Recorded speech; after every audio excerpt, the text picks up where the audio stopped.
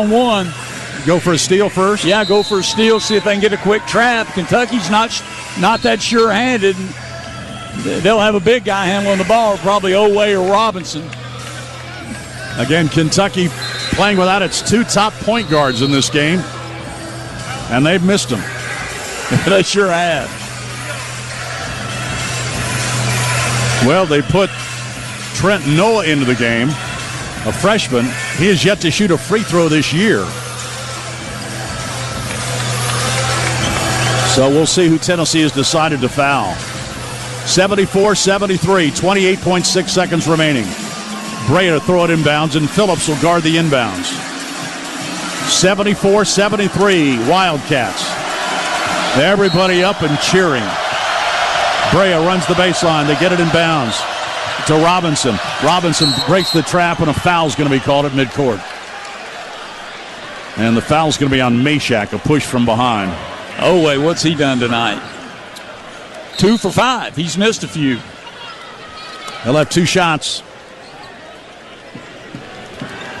74-73, Kentucky. 25.3 seconds to go. Oway at the line.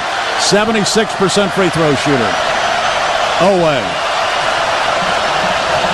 With the crowd roaring. Puts it up and hits.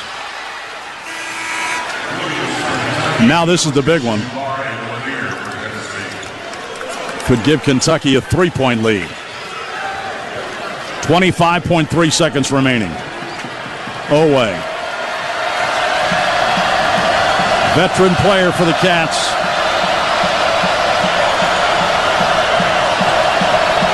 Takes a deep breath. Flips it. Makes it. 12 points for him. Kentucky leads by 3. 76-73. Tennessee needs a 3 to tie with 20 seconds to go. Lanier with Brea on him. Gives to Ziegler. Ziegler lost the ball in the dribble. Gets it back. Goes all the way through the lane. Gives to Gainey. Gainey pulls back. Fires a long 3. Air ball. Out of bounds to Kentucky with 7.9 seconds remaining. I think they're going to ask if this one should be reviewed again. They're saying it's Kentucky ball, but they're going to come over and see if maybe that Dubar was claiming it went off Kentucky. 76-73 with 7.9 seconds to go.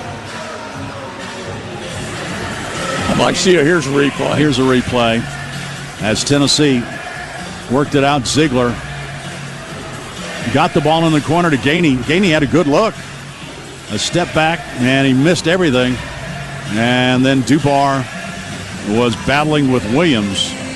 I don't know if Dubar touched it. Well, did Williams touch it? That's what they're looking at. I think Williams did touch it. That's Dubar. Yeah, it looks like Dubar off his hand. 76-73. And Kentucky leads by 3. They're still looking. Confirmed. After review, the call on the floor is confirmed. The game clock will be set to 8.2 seconds. So 8.2. Now, Bert, there's still time. Yeah, there is time. You got to, if you get a steal, if you don't get a steal, you got to foul. You got to foul immediately. You got to try to keep him from getting it in bounds. Kentucky trying to snap a 2-game losing streak. Tennessee trying to bounce back after a loss to Auburn. Kind of what you would expect from these longtime rivals, just a nail-biter down to the last few seconds. They're running one of these 1-4 across the line. Like it's a football play. But he can't run the baseline, so hopefully he doesn't know that. He'll take off running and call walking. That'd be great. Courtney Green just told him he's got to stay still. Bank. You had one bank that's the best of both. Big bank muscle, small bank hustle. Big bank expertise and small bank savvy. All the resources to help you reach your dreams. Success is a story about preparation. Let's find a way. First Horizon, the official bank of the Vols. I'm Allie Zazera, a goalkeeper for Tennessee soccer and a redshirt junior studying mechanical engineering. In the classroom, I'm definitely someone who prioritizes hard work. I like to break things down and understand why they're happening, so engineering just fits me.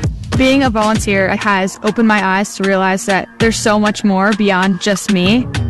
I want to use engineering to understand what people need and then create something that makes their life better. It takes dedication to create change. After the last 6 from the floor on the new skin, BYU Sports Network. At Hyundai, we make a big deal about the little things, like the little fact that 9 Hyundai vehicles have earned IIHS top safety picks this year, and offering a little thing called America's Best Warranty, because delivering safety and quality, pretty big deal. Visit your nearest Hyundai dealer today. Hyundai, there's joy in every journey. Conquer the game, conquer the weekend in a new Hyundai SUV. All types of all-wheel drive SUVs for all types of adventures. Your Utah Hyundai dealers are proud partners of BYU Athletics. Hyundai, there's joy in every journey. Bam Bam's Barbecue brings you authentic Central Texas barbecue. Whether it's our tender brisket, jalapeno cheddar sausage, or mouth-watering pulled pork, you always get great barbecue and a fun atmosphere. Visit our flagship location or let us cater your event. We cater office, family, church, or tailgate parties. We will bring everything you need for you and your guests to enjoy Texas barbecue. Bam Bam's Barbecue is located on 1708 South State Street in Orem, just north of BYU campus. Bam Bam's Barbecue, a proud sponsor of BYU Athletics. You are listening to BYU Basketball on BYU Radio.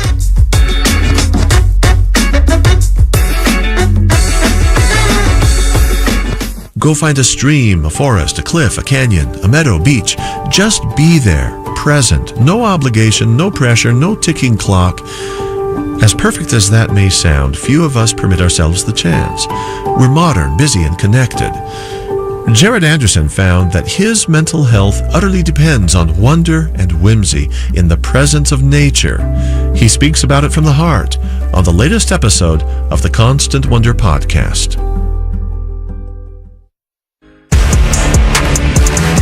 You're listening to BYU Basketball on the new skin, BYU Sports Network.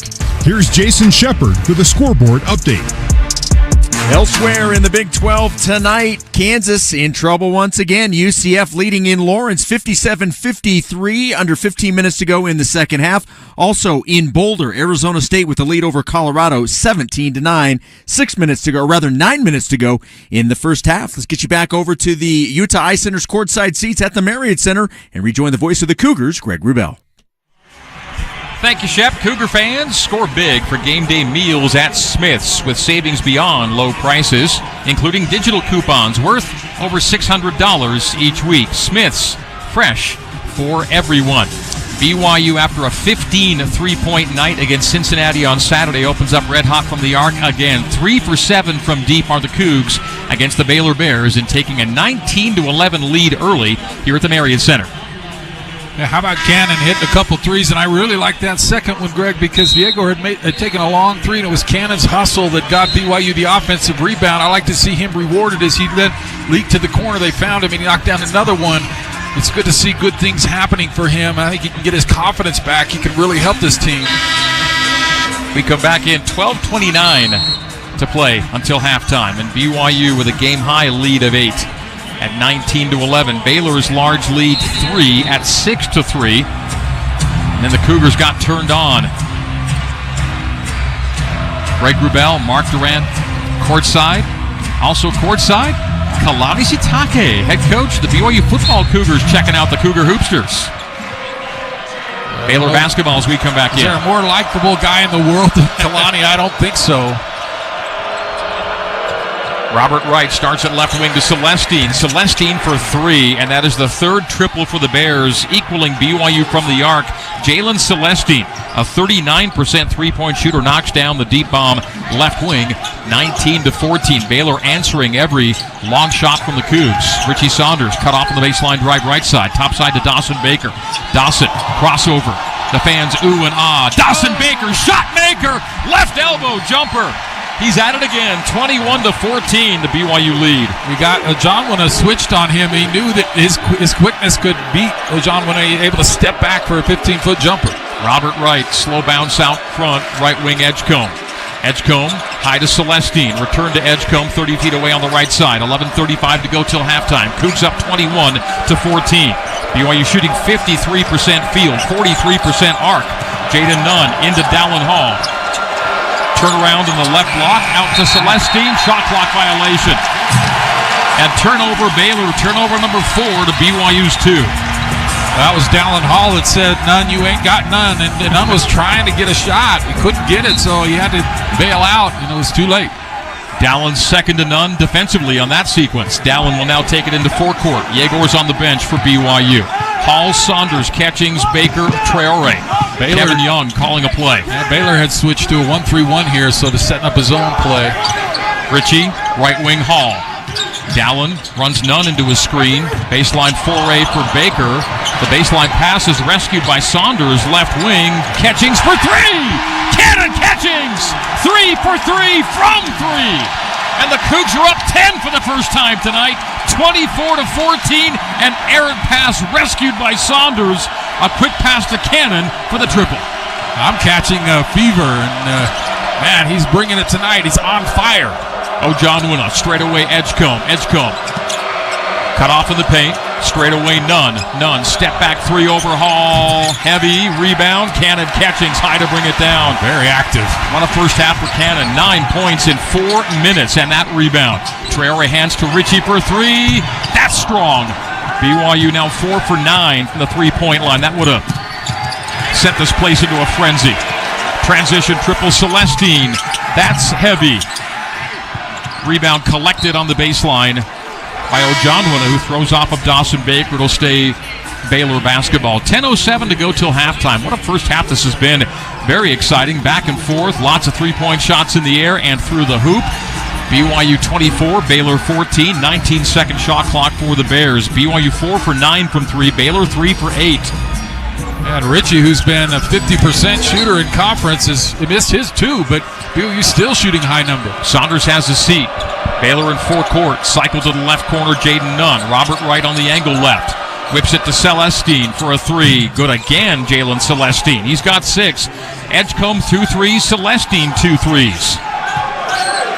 Celestine 7 points or fewer in 3 of his last 4, but he's shooting it well to begin this one. Lead down to 7, 24-17. Both teams with 4 3-point buckets early. Dallin Hall, right wing. High to Mawut Mag. Back to DH. Dallin Hall drives on Nunn.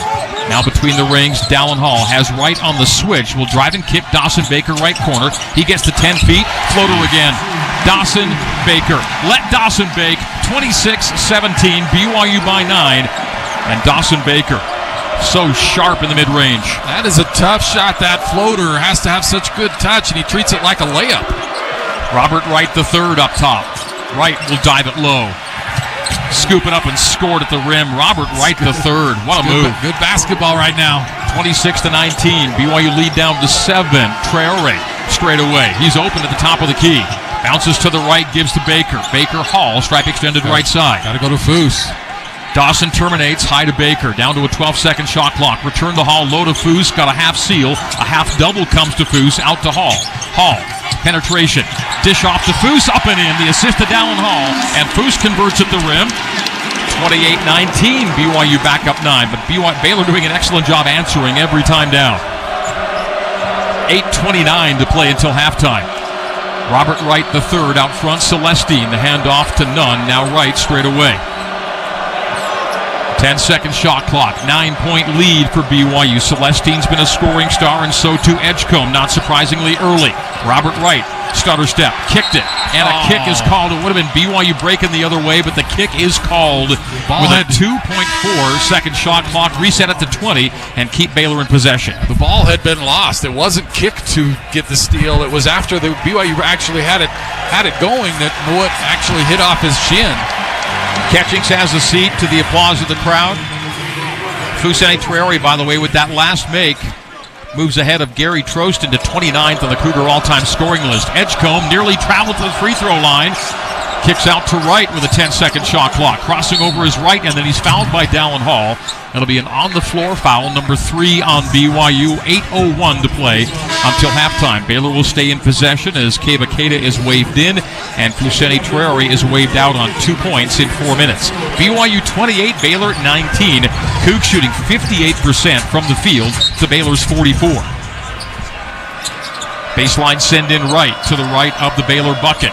It's cycled high to Edgecombe, and now left wing Nunn, left corner Celestine. Celestine, mid-range jumper, air ball off of Mag and collected in the corner by Wright or not. It's off of BYU. It'll stay Baylor basketball. Too bad the air ball not controlled by Mag, and Baylor will have another look at a shot when we come back on a 10-second shot clock.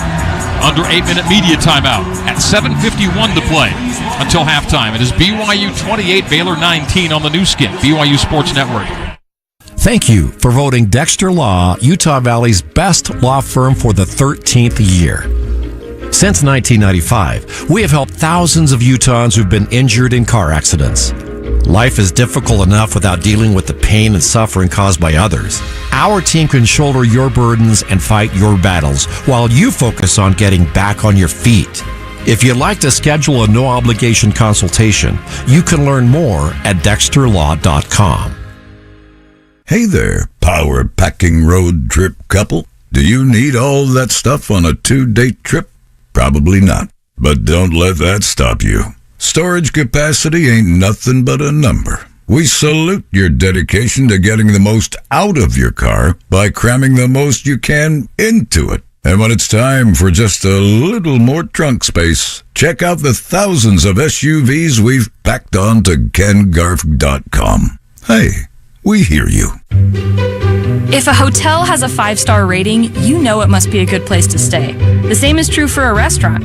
5 stars means yummy. We'd like to think of BYU Radio podcasts as 5 stars, but that's up to you. Rate us or your favorite show on Apple Podcasts or Spotify. We want to know what you like and don't like. Not only is your feedback valuable, but you'd be helping us improve so we can deliver more good into your life. Listen wherever you get your podcasts or download the BYU Radio app. This is BYU Basketball on the new skin, BYU Sports Network. Welcome back to the Marriott Center here in Provo, Utah. I mentioned the faces in the crowd, including Kalani Sitake courtside. How about Conor McGregor? Conor McGregor, fighter extraordinaire, with courtside seats here at the Marriott Center. They just introduced Conor. Fans appreciate that. Fun night so far here at the Marriott Center. As BYU leads at 28-19, it'll be Baylor basketball as we come back in a 10-second shot clock for the Bears after an air ball was not collected by Mawut Mag. BYU basketball is brought to you by Fillmore Spencer, Utah's trusted, top-rated local law firm. They can play offense, defense, or provide a little coaching. Fillmore Spencer, attorneys at law, solving problems and seizing opportunities for you, your family, and your business. And so far, Mark, BYU doing a pretty good job seizing its opportunities. For example, BYU's turned 4 Baylor turnovers into 7 points off of turnovers, 7-1. BYU leads the points off of turnovers category in a game. The Cougs lead by 9. Well, first of all, I got to admit I didn't have Conor McGregor sitting courtside at the Marriott Center on my 2025 bingo card. But I like that he's right there, because how can you not play hard in front of that guy? BYU getting after it on defense right now. You got Conor at one end of the courtside seats. You got Kalani at the other end. I'd like to see at least an arm wrestle between those guys. Yeah, if Kalani could catch him, maybe he could use that weight. Otherwise, I would bet on Conor. Oh, good stuff. Not only are they the only people here in the Marriott Center, note 32 NBA scouts, I think, in the building tonight. They're getting a show. Everybody, Edgecombe looks good. And Cannon and Yegor. Yegor 4 assists to go along with 4 points. He's now 2 assists from becoming the 8th freshman all-time with 100 or more assists in a single season. All right, we come back into Baylor ball. Norchad Omier playing with 2 fouls, finds Edgecombe up high. Right wing right for 3, and to the top of the backboard and the base of the shot clock off the miss. So it'll be BYU basketball the other way. 7:43 to play. Both teams banging threes here in this one. 4 for 9 of the Cougs from deep, and 4 for 10 now are the Bears. Yegor straight away Dallin, back to Demon. Demon high bounce to the right side, left wing Hall. The 2-point guards play together for BYU. Dallin holds it between his knees. Right wing Yegor back to DH straight away. Hall holds the ball high, will dive it low on Omier. Stop and hand off to the cutter, and the cutter is fouled. That's Dawson Baker. Foul number 6 on the Bears, non-shooting. Picking it up is Celestine. So Celestine has his first. The Bears do have their 6th. So BYU will be in the bonus on the next Baylor foul. We have 7:22 to go in a briskly moving first half. You got to remember, it's been a while, but Omier has 2 fouls, and Dallin did not forget, took it right at him, which freed up Dawson Baker. They say Baker was in the motion, so it'll be 2 shots for Dawson. And the free throw rattles home. BYU by 10 again. The Cougs have not led by more than 10, so a free throw here by Baker would give the Cougs an 11-point cushion for the first time tonight. BYU 29, Baylor 19. In the only meeting between these two Big 12 rivals this season. Dawson for the second of 2. Baker's got 5. This for 6. Here it is. 2 for 2. Baker has 6, and the Cougar lead is 30-19. 11 points for the first time. 7:20 to go till halftime. Robert Wright past the timeline. BYU backs into a 2-3 mark. Is that how it looks? No, back to a man or... deflected pass, takeaway, steal in the paint. Cava comes away with it to Baker. Baker runs it full court. Baker traveled, just didn't know what to do with it, caught up with Cada in traffic, and that's too bad for BYU. As points off of turnovers go begging there, just Dawson ran into Cada and shuffled the feet as a result. So turnover number 3 for BYU. Baker sits, Hall sits, Catchings in, Saunders in. 7:05 to go till the break. The Cougar lead 11, couldn't expand it there. That zone is effective with Yegor and Mouet. They're so long and quick at the top of that zone. Even an easy pass becomes difficult. They tried to enter it, got knocked away, and BYU had a chance, but then turn it right back over. Yeah, Wright and Nunn are 6'1" and 6'4". Edgecombe 6'5". Wright, left wing Edgecombe. The lob and the hammer. On top of everybody, and Omier catches and hammers. He's got 4. Back to a 9-point game, 30-21. Nearly a turnover up top. Cada rescues it. Left wing Demon, right wing Saunders. Saunders back to Yegor, 30 feet away on the left. Yegor will take it out front. Slow bounce near the timeline. And trying to get rid of Robert Wright. Bounces it to Richie. Richie floater, no. Just a little off is Saunders. He's now 0 for 5 from the floor. And BYU's lead stays 9, 30-21. Richie's so automatic lately. And that was just a little wide left. Edgecombe left wing, right wing right. Wright cuffs it, kicks it, Nunn, 3-pointer, front rim, Cava the rebound. For Cada, that's his second board to go with 2 points. BYU in full court. Yegor, open up top, left wing Richie. Touch pass Cannon. Catchings is 3 for 3 from 3. Yegor will cross it over, spin low on Omier, kick it high to Saunders. Richie to the right wing. Richie past Omier. Richie flips it up at the rim. No. The tip, no. The slap and the rebound. Chased down by Baylor. Another chance goes begging inside. Nunn with a Euro. He'll kick left corner. Edgecombe a whistle before that shot, and a foul on BYU. If that's Yegor, that's going to be 2. It is on the pass, and so no shots, but Yegor will hit the bench likely with 2 fouls and mark a couple of chances to get back to double digits, and a couple of misfires inside for BYU. So 30-21 our score stays. Yet Nell and Hall in, and Yegor will check out with 2 fouls along with Mawut Mag. Foul situation, BYU 4, Baylor 6. We have 5:37 to go till halftime. Lit on the basket a little bit from Richie as he couldn't get another one to go and couldn't get the follow to go. And so we don't say that very often about Richie, but having a hard time getting one to go. BYU no field goals in the last 3 minutes plus. Celestine misses the 3. Baylor with a miss from deep. BYU on the rebound. Richie runs it to the rim. There we go, indeed. Richie Saunders driving lay-in. Nell was so quick taking that rebound and getting it ahead to Saunders, and BYU makes it an 11-point lead again. 32-21, tying the game-high cushion. 5:10 to play till halftime. Richie on the board. Jaden Nunn out front. Cougs up 11. Edgecombe outside the left elbow. Almost traveled again. He's got a tendency to travel a little. They haven't called it yet. Jumps into the paint. Turnaround jumper. Edgecombe short. Offensive rebound. Ojanwuna. Loose ball foul. Ojanwuna, I think. Yeah, he pushed Cannon in the back on as he went up for that. So 1-7. Ojanwuna picks up his first, and that's going to be 1-1 at the other end now, Mark. So in an 11-point game, the Cougs a chance to add to the lead. Cannon Catchings will be shooting 1-1, and Cannon is exactly 50% on the year at 17 for 34. But everything's going for Cannon right now, so why not free throws? 4:51 to go till halftime. BYU can push a lead, but need to make at least 1 free throw to do so. 32-21, 1-1 for BYU. Cannon makes it. How about 10 points in the first half to lead all scorers for Cannon Catchings? He had 9 points or fewer in his last 7 games, double figures for Catchings. And 2 for 2 for KC. Wow. 34-21, BYU by 13 for the first time. He's playing really good defense as well, covering a lot of space and help. 3 of 3 from the field, all from deep. 2 of 2 at the line. Edgecombe outside the left elbow. Straight away, O'Meara for 3. Got it again. O'Meara. That's his first triple, but the Bears' 5th 3 of the first half. 34-24. Norchad O'Meara. He's a double-double machine with a 3-point touch. Saunders left wing Nell. Nell began the game with a triple for BYU. BYU 4 of 9.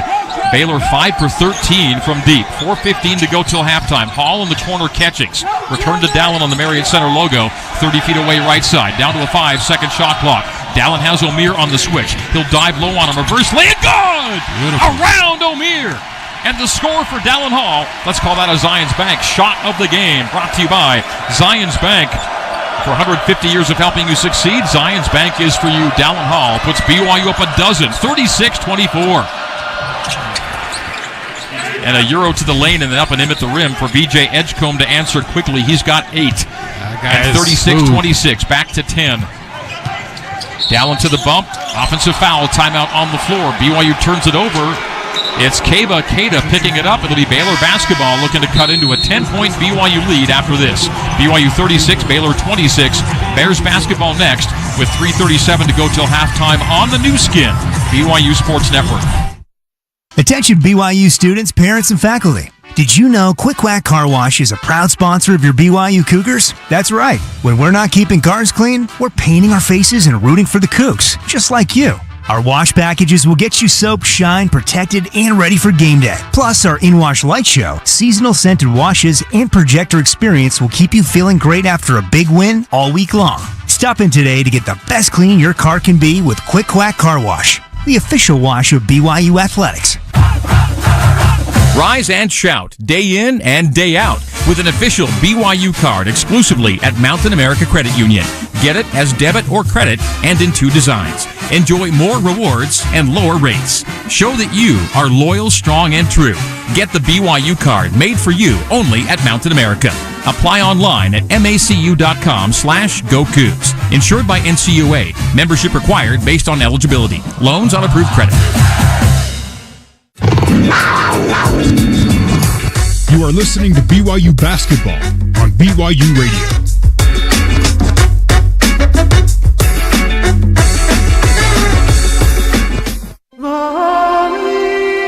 What is it but faith? What is it but transcendence? What is it but God's love embodied in you as the person? The only thing that holds you up after you've been so humiliated.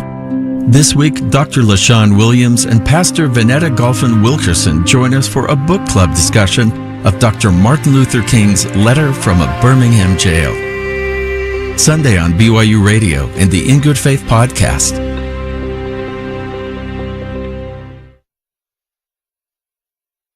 Let's get you back to the Utah Eye Center's courtside seats and rejoin the voice of the Cougars, Greg Wrubell. BYU fans, dinner after the game at JCW's includes something for everybody, from burgers to wings, shakes to salads. JCW's, quality and a lot of it in Lehigh, American Fort, Provo, South Jordan, and Harriman. BYU by 10, 36-26. Kind of game, Mark, where it feels like no lead is large enough. Such a skilled Baylor team. So many players that can get it done. The Bears have looked really good tonight in spurts, in particular, as BYU's lead is 10. But Baylor kind of getting it from everybody right now. Now, that 10-point lead is impressive. This is not a team you're likely going to run away from. Edgecombe has looked very good.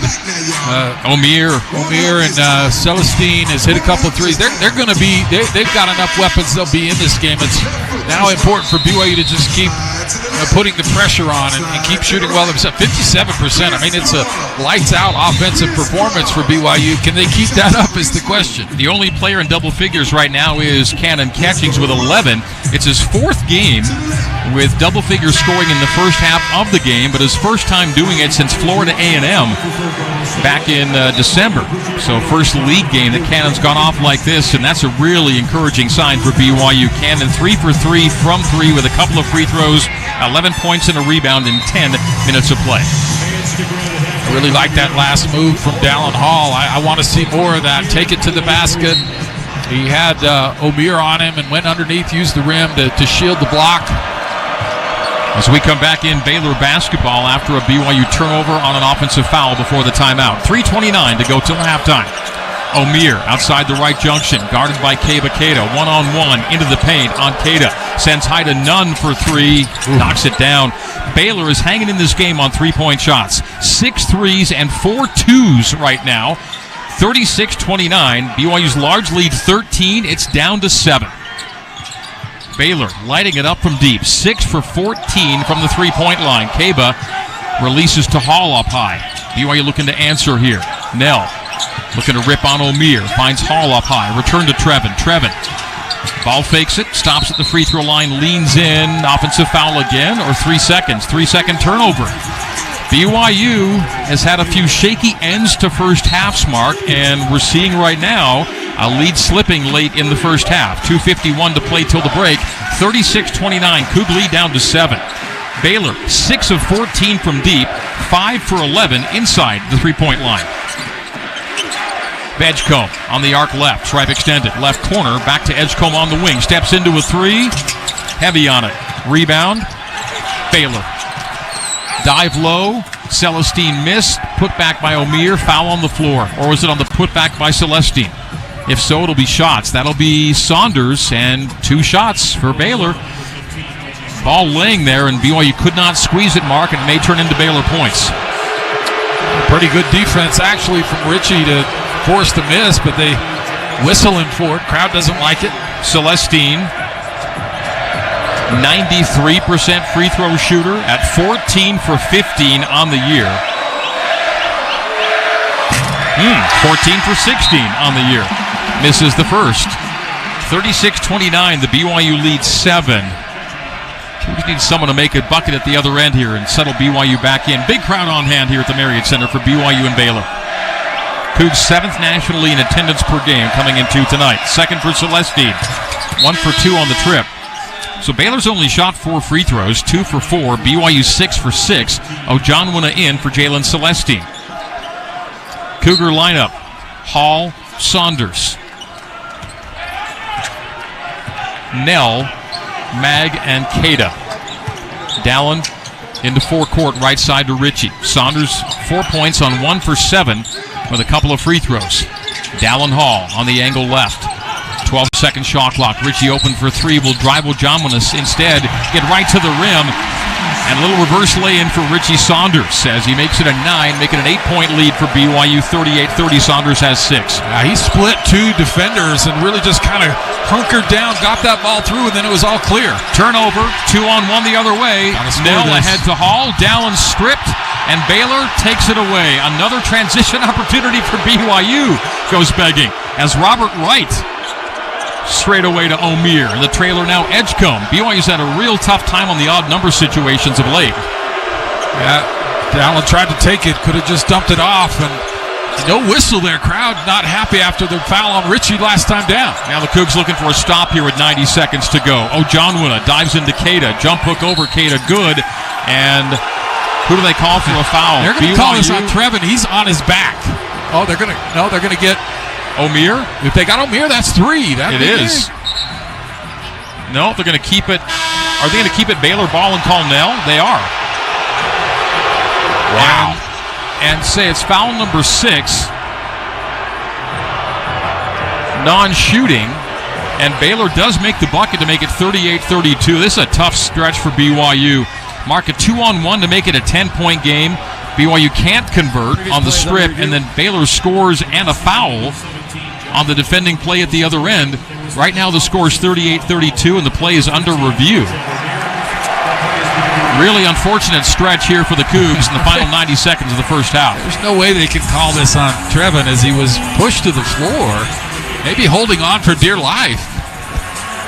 And how about the no call on Dallin? It appeared like he just got swiped right across the arms as he was going up with that on that transition play. So that could be a 4 or 5 point turnaround here, maybe big more. Swing.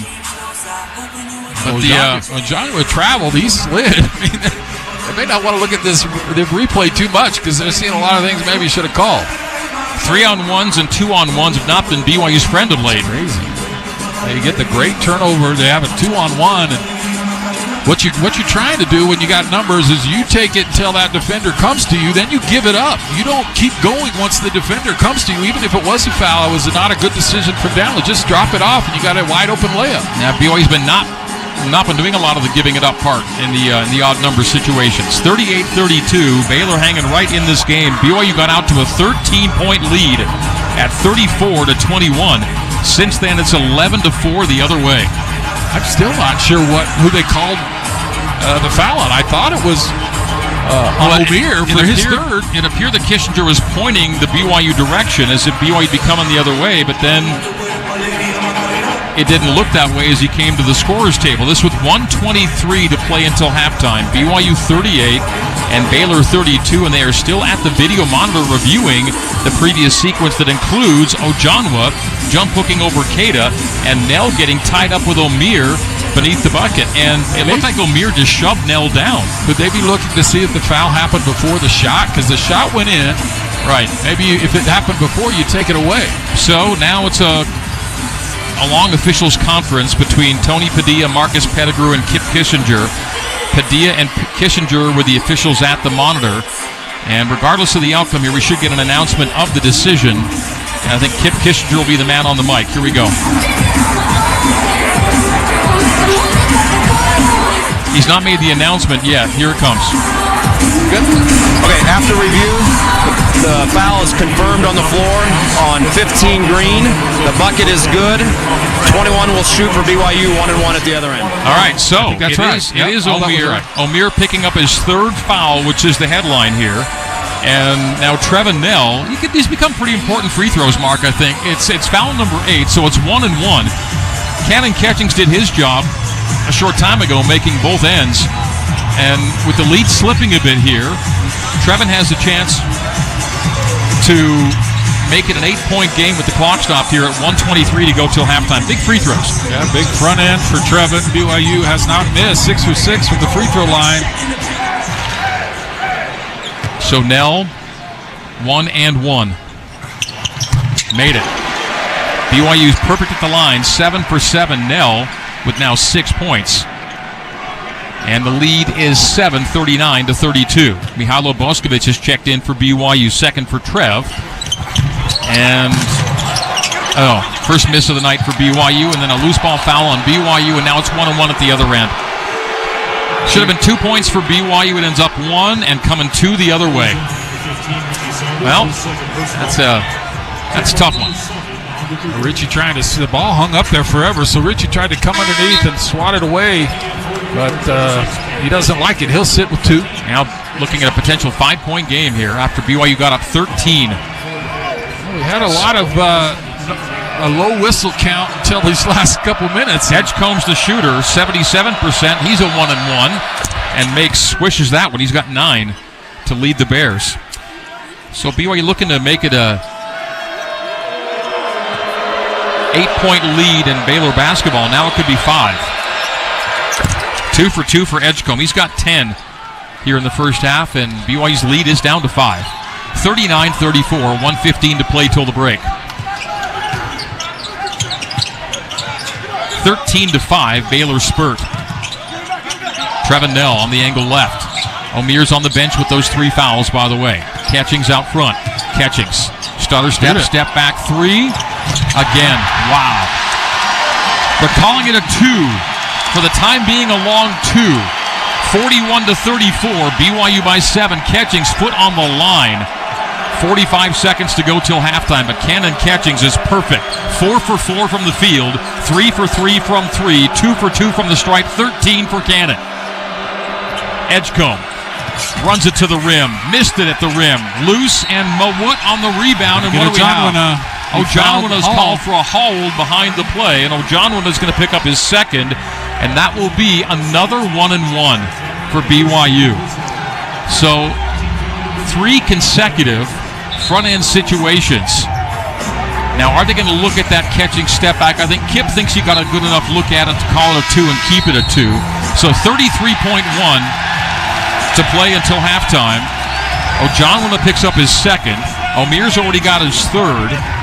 And this is a thin Baylor team anyway. Are they saying 2-shot foul? Was there a technical call? Must have been a technical. Yeah, the crowd reacted to that. So this will be free throws and free throws, right? Yes, technical free throws, a 1-and-1, and I think the ball. Nell's going to take and miss. Back-to-back misses for Trevin Nell. 41-34, the score stays. He's the only guy to miss a free throw tonight. He gets another one. There we go. So 1 for 2 on that trip. And now we will have the 1-and-1 on the previous foul behind the play. So it's an unusual 1-and-1 because there are 10 fouls on the board. But because of the sequence, Hall's got to make a front end. So, Mark, a chance for 4 or 5 points. And so far, BYU has 1. Let's see how many more Dallin Hall can add. 42-34, BYU by 8. There it is. Nice. Dallin Hall swishes that one. So, 43-34, technical foul. And it was to the bench. It wasn't to Ojanwina. That's a bench technical.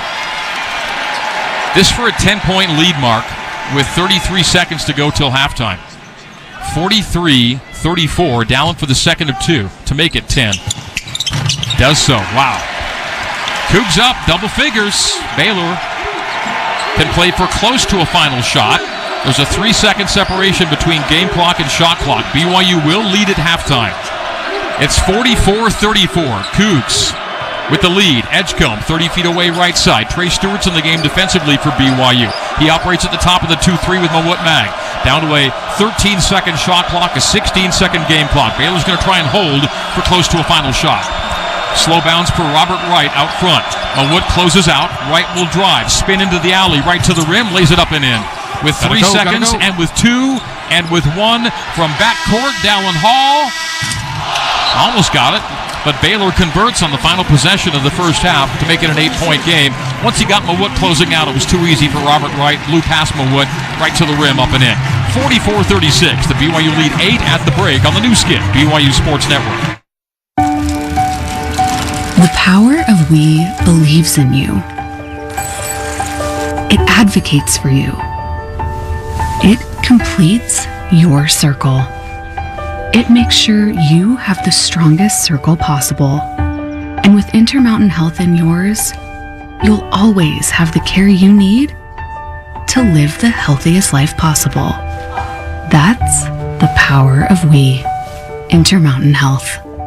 Hey there, put your blinker on way too early, driver. While some may see you as the car who cried wolf, we never will. You're a hero of preparation, a promoter of planning. You won't miss that turn, and there's no doubt about it. That's confidence. That's resolve. So when the time comes to buy a new car, turn that signal to Ken Garf, the dealer with the same level of commitment to listening as you have to signaling. Hey, we hear you. Like the BYU Cougars, Zions Bank has a long, storied history and a loyal fan base. But we're more than just your bank. We're your neighbors. With more than 120 branches to serve you throughout Utah and Idaho, coupled with the convenience of mobile banking in the palm of your hand, we're here for you, wherever you are. For all of your personal and business banking needs, visit us online at zionsbank.com or stop by your local Zions Bank branch to meet with a banker in person. Let us show you all the ways. Zions Bank is for you. You are listening to BYU Basketball on BYU Radio.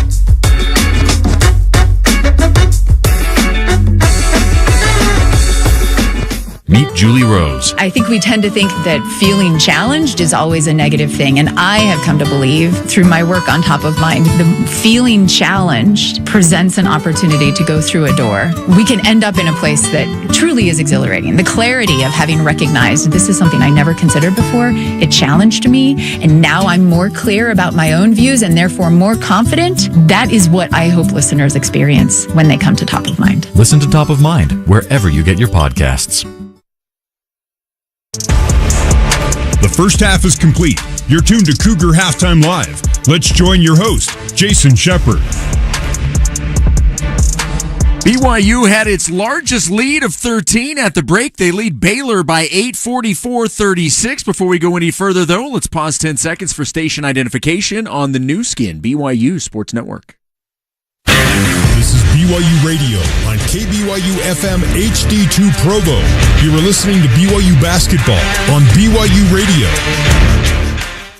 All right, your halftime score, 44-36. BYU leading Baylor. Coming up on Cougar Halftime Live, it is another nail-biter in Lawrence, Kansas, as the Jayhawks host UCF, tied with 144. We will get you updates on that game coming up, as well as all other action in the Big 12 Conference. But first, let's get you back to the Utah Ice Center's courtside seats at the Marriott Center for all the details of the first 20 minutes.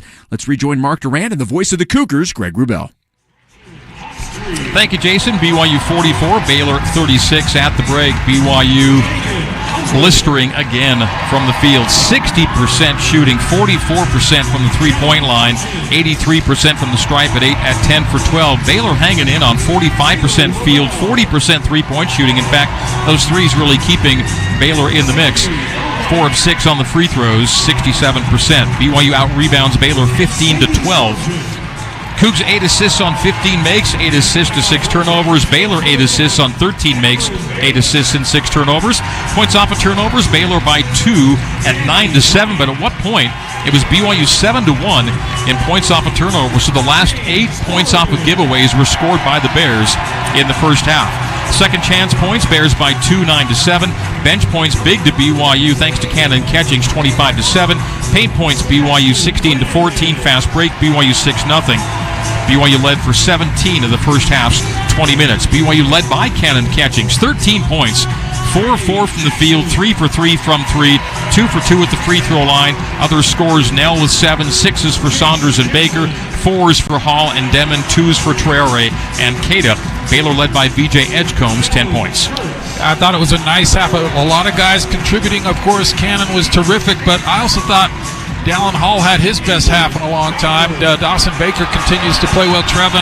So you get a lot of production from a lot of guys. And when BYU's clicking like this, as well as I thought Baylor played, BYU has an 8-point lead. Cougs are in good shape. BYU 44 and the Bears 36. Now back to BYU Radio and more of Cougar Halftime Live with your host, Jason Shepard. Shep, it's back to you.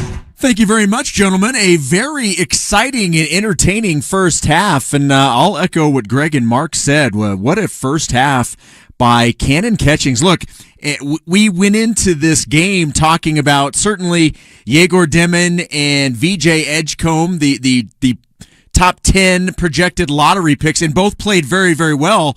But let's not forget, Cannon Catchings is also somebody that's on the radar for the NBA. At one point this year was talked about as a possible first-round draft pick. He is certainly on the radar of all the NBA scouts that are in attendance, and the comment was made, at least on the TV broadcast, and I've seen this on social media, that you've got 32 NBA scouts representing 15 teams at this game tonight. And certainly VJ and Yegor are getting the looks, but everyone's also getting an opportunity to see what Cannon Catchings is certainly capable of. And 13 points, an unbelievable first half for him, and it's really happy to see him have that type of success in the first half, not to mention what it means for BYU and the 8-point lead. All right, I teased this a minute ago. Right now, Kansas is in a dogfight. There's 36 seconds left. They are the 11th ranked team in the country. They're coming off a double overtime loss in a game they should have won at home against Houston. They're hosting UCF. They have a 1-point lead right now at 87-86. Again, 36 seconds left. Try and get you an update before we get things back over to the Marriott Center for the second half. At halftime in Boulder, it's Arizona State leading the Colorado Buffaloes 33-26. ASU 2-6 in Big 12 play. Colorado still, at least to this point, they certainly can make a comeback, 0-8 in conference play. The only Big 12 game that has not tipped off as of yet, but should be momentarily, is in Salt Lake City at the Huntsman Center as the University of Utah faces the Cincinnati Bearcats. All right, top 25 action. 11 minutes to go in the second half. Number 9, Marquette leading at Butler 54-50. So right now a 4-point advantage. Halftime at number 13, Texas A&M. Texas A&M with a 1-point lead over Oklahoma. 31-30 is your score. Some finals from earlier tonight. Number 12, Kentucky gets the upset at number 8, Tennessee. Wildcats win by 5 over the Vols. 78-73 is your final score. Number 7, Michigan State destroys Minnesota 73-51. That one not close. Number 15, St. John's gets the road win at Georgetown 66-41. And 21st ranked Louisville gets the home win over Wake Forest 72-59. Let's quickly just check back in on that Kansas game and see if there has been any update whatsoever. It's still showing a 1-point lead for Kansas with 36 seconds left. We're going to take a break. We come back, we'll update you on that. Plus, we'll preview tomorrow's BYU women's basketball game as the Cougars host Colorado. We'll get to all that after this. BYU at the break, leading Baylor 44-36 on the new skin, BYU Sports Network. Hey Cougs fans, did you know Quick Quack Car Wash is a proud sponsor of your BYU Cougars? That's right. When we're not keeping cars clean, we're rooting for the Cougs just like you. Keep the dirt on the field and off your car with our premium ceramic duck wash. Your car will shine 3 times longer and will be better protected from the dirt and grime of everyday driving, plus the elements. Our free vacuum, seasonal scented washes, and in-wash light show mean fun for the whole family. So feel like a champion after a big win and get the best clean your car can beat with Quick Quack, the official car wash of BYU Athletics. Don't drive dirty. At Smith's, an annual Boost membership just got even better. Now you can choose from Disney Plus with ads, Hulu with ads, or ESPN Plus on us when you sign up. Plus, enjoy unlimited free delivery, double fuel points, exclusive offers, and free items. Sign up for a Boost membership today. It's an easier way to save, including new streaming options to relax with while we deliver your groceries. Smith's, fresh for everyone. Restrictions apply. See site for details. I'm not from this country, and so I was also on the verge of, can I actually pursue my case? My name is Ariel, and I was in a car accident. Siegfried and Jensen, they decided to take my case and decided to go and protect me as a person. This goes for those people that are not from this country. It is possible for you to get attention and for you to feel safe. Siegfried and Jensen took care of me, and they'll take care of you too. Here for you 24/7. Call Siegfried Jensen for your free consultation. They'll take care of you. You are listening to BYU Basketball on BYU Radio.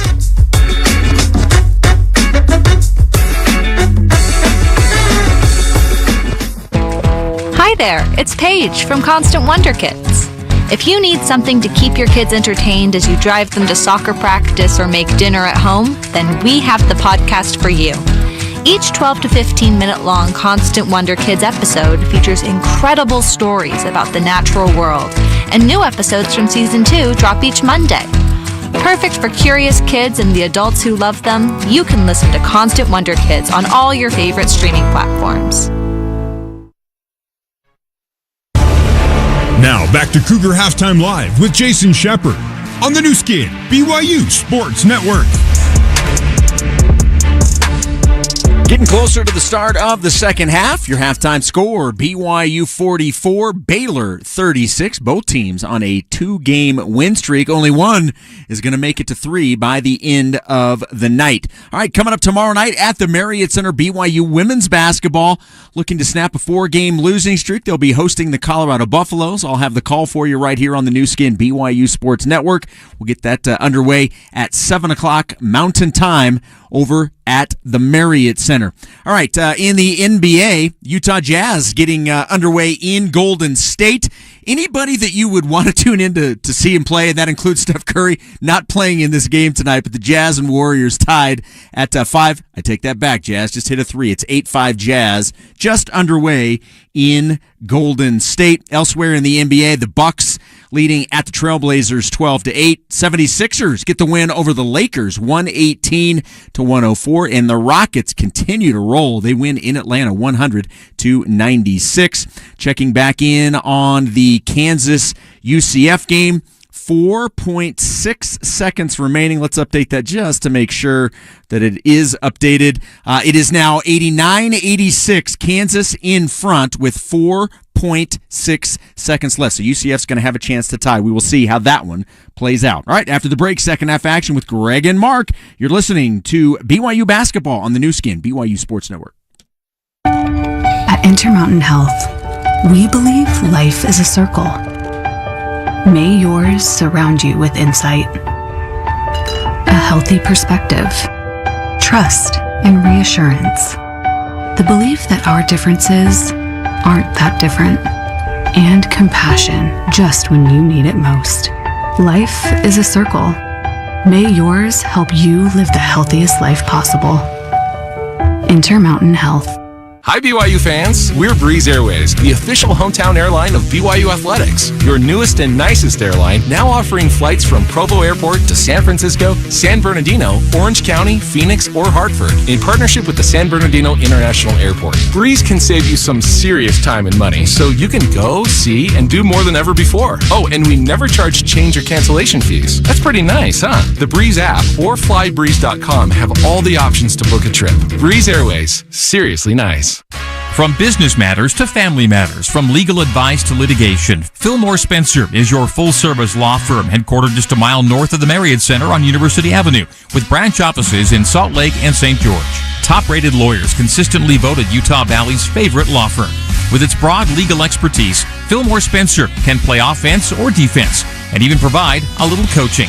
Fillmore Spencer, solving problems and seizing opportunities for you, your family, and your business. You are listening to BYU Basketball on BYU Radio.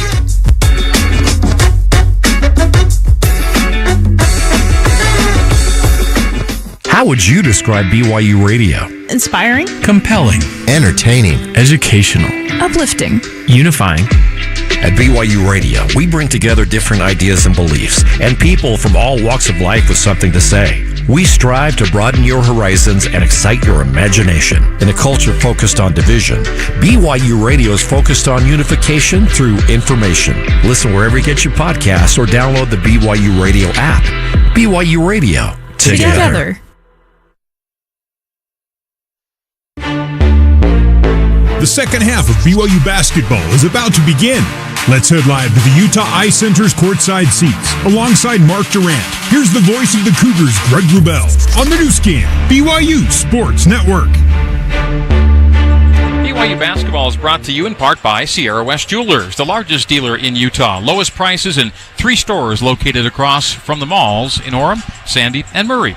Sierra West Jewelers, we price match. Well, maybe the Baylor Bears will cool off a little bit from the three-point line. Consider that in 7 of their last 8 games, the Bears did it 9 or fewer threes, so they've not been lighting it up from the perimeter. But in the first half here at the Marriott Center, the Bears lit it up from the perimeter, 6 for 15 from the three-point line. BYU didn't quite keep pace, 4 for 9 from the line. Now, percentage-wise, BYU shot the better three-point percentage, but by volume and makes, Baylor was the better three-point team. 44-36, Cougar basketball. As we start half number 2, 20 minutes to play, with BYU in pursuit of its first Quad 1 win of this season.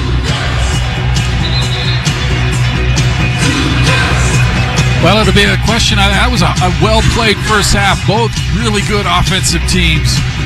Who can kind of keep it up in the second half may determine it, as Baylor will get the first crack at it here. So Baylor will go right to left as we see it and you hear it. The Baylor front court away from us to our left. BYU coming left to right, and the Cougar forecourt right in front of us here courtside. Greg Wrubell and Mark Durant, your commentary tandem, and here we go. BYU by 8, but Baylor can make it 6 or 5 to open the second half. VJ Edgecombe had a really nice first half, 10 for the freshman. Norchad Omier, foul trouble in the first half with 3. A driving kick by Edgecombe in the corner to Wright. Wright returns the favor to Edgecombe. He'll drive from the perimeter, find Omier for the top of the key 3. Back rim, rebound, reset, Baylor. Another offensive rebound. Low to Omier, banks and scores. Off the touch pass from Robert Wright. One of the hard things about letting a team get an offensive rebound, it's hard to reset defensively, and Omier able to sneak in and get an easy bucket. Cougar lead, which was 13 in the first half, 10 right before halftime, is now down to 6. 44-38. Mawut Mag from the left corner, stripped on his drive, gets it back and finds Damon up top.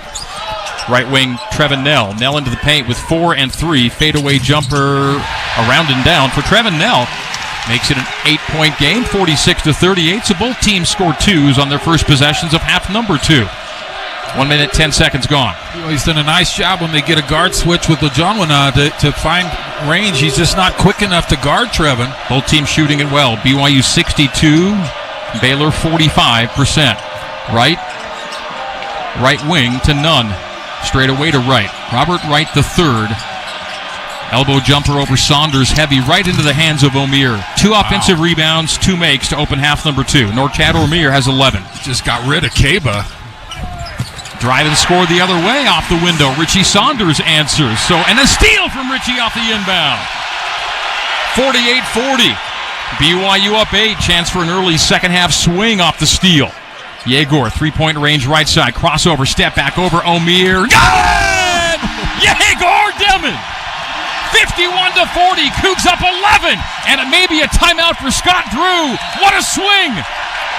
Richie steals the inbounds. It turns into a Yegor Demon triple. A Mountain America Credit Union 3-pointer. Yegor, 7 points, 4 assists, an 11-point lead, and a timeout early in half number 2.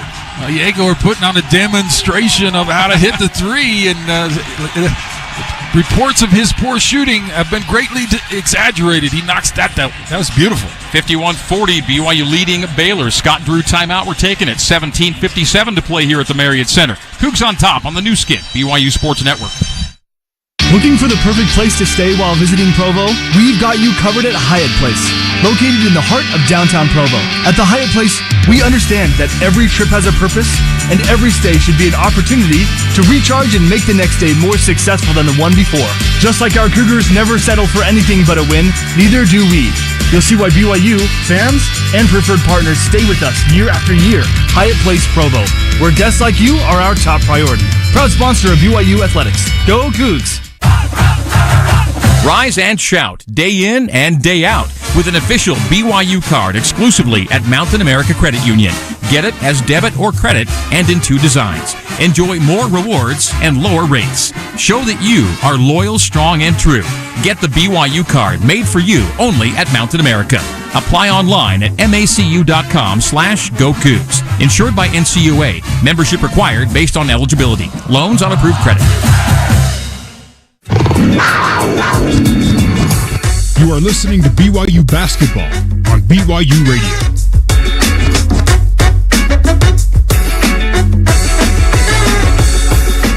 Hi, this is Lisa, and I've made it my purpose to help you transform your life and build meaningful relationships with others. This week on The Lisa Show, cake was a total happy accident. Teach myself had a lot of fails along the way, and the more I have failed, embracing that failure and having my arms open to it, being ready for it, knowing it's going to happen, knowing I took a chance on something. Take a good look at life with The Lisa Show.